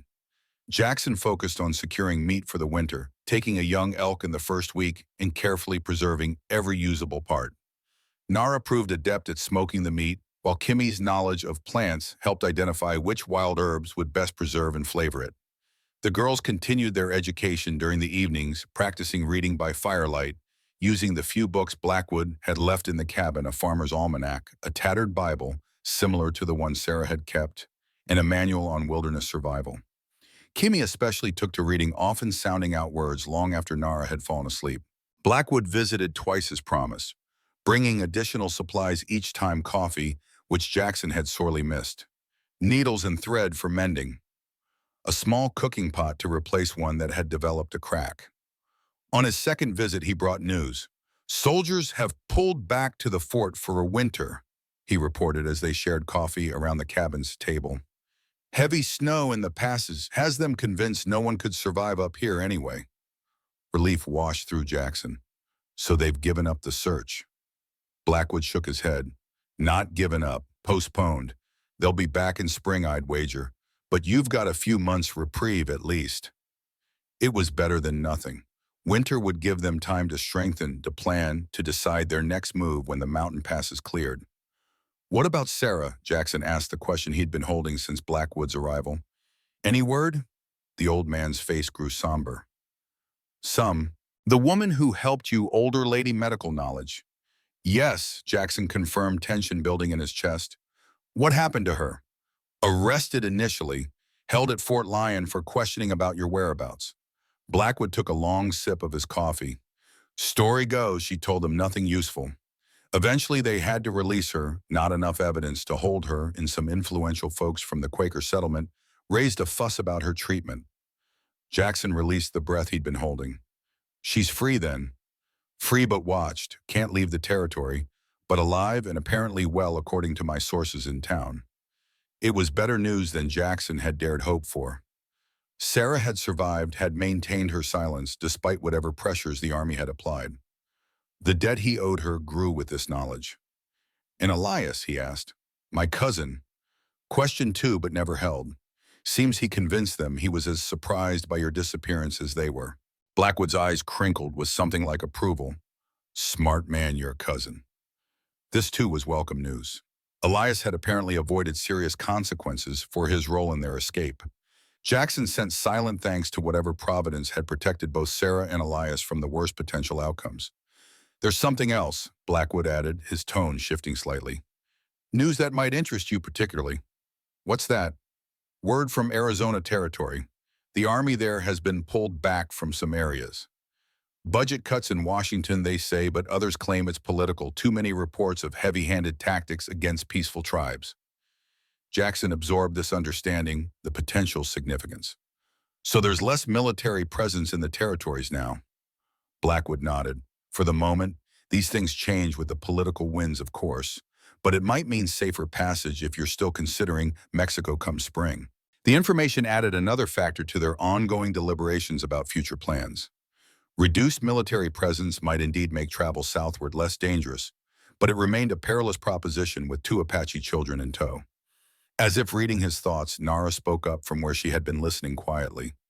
Mexico's still far. Many dangers besides soldiers. True enough, Blackwood acknowledged. Bandits, harsh country, hostile settlers. Not a journey to undertake lightly.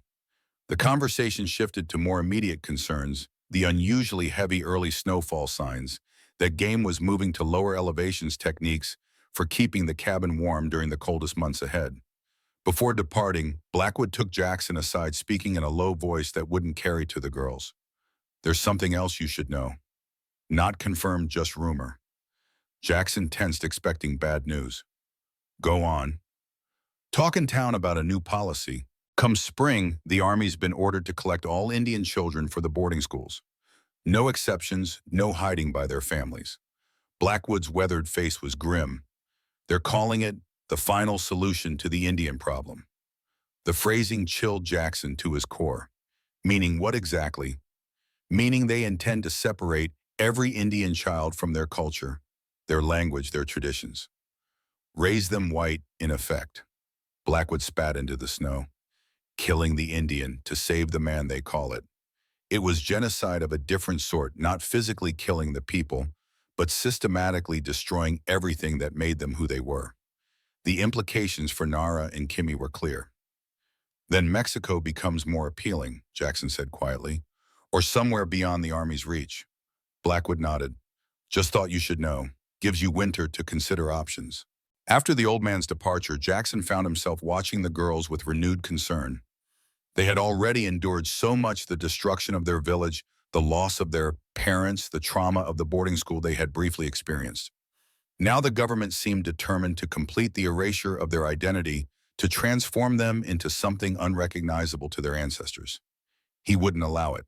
Whatever it took, whatever risks required, he would ensure Nara and Kimmy remained free to be who they were born to be. The promise he had made to Takimi had evolved into something deeper. Not just protection of their physical safety, but preservation of their very souls. That evening, as snow fell steadily outside, Jackson watched Kimmy practicing her reading, sounding out words from the Bible with growing confidence. Nara sat nearby, mending one of Kimmy's shirts with the neat stitches Sarah had taught her. The scene was peaceful, domestic, a moment of normalcy amid their extraordinary circumstances. Yet beneath this tranquil surface, Jackson felt the currents of change gathering force. Their winter sanctuary was temporary. Decisions would be required when spring came.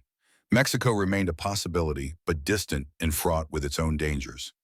Remaining in these mountains meant perpetual vigilance, always watching for the return of soldiers or other threats. There were no easy answers, no path without risk. But looking at these children who had become his family, Jackson knew with absolute certainty that he would face whatever came, endure whatever hardships necessary to secure their future. Outside, the snow continued to fall, blanketing the world in pristine white, obscuring their tracks and providing the protection of isolation. For now, at least, they were safe, and in this moment that was enough.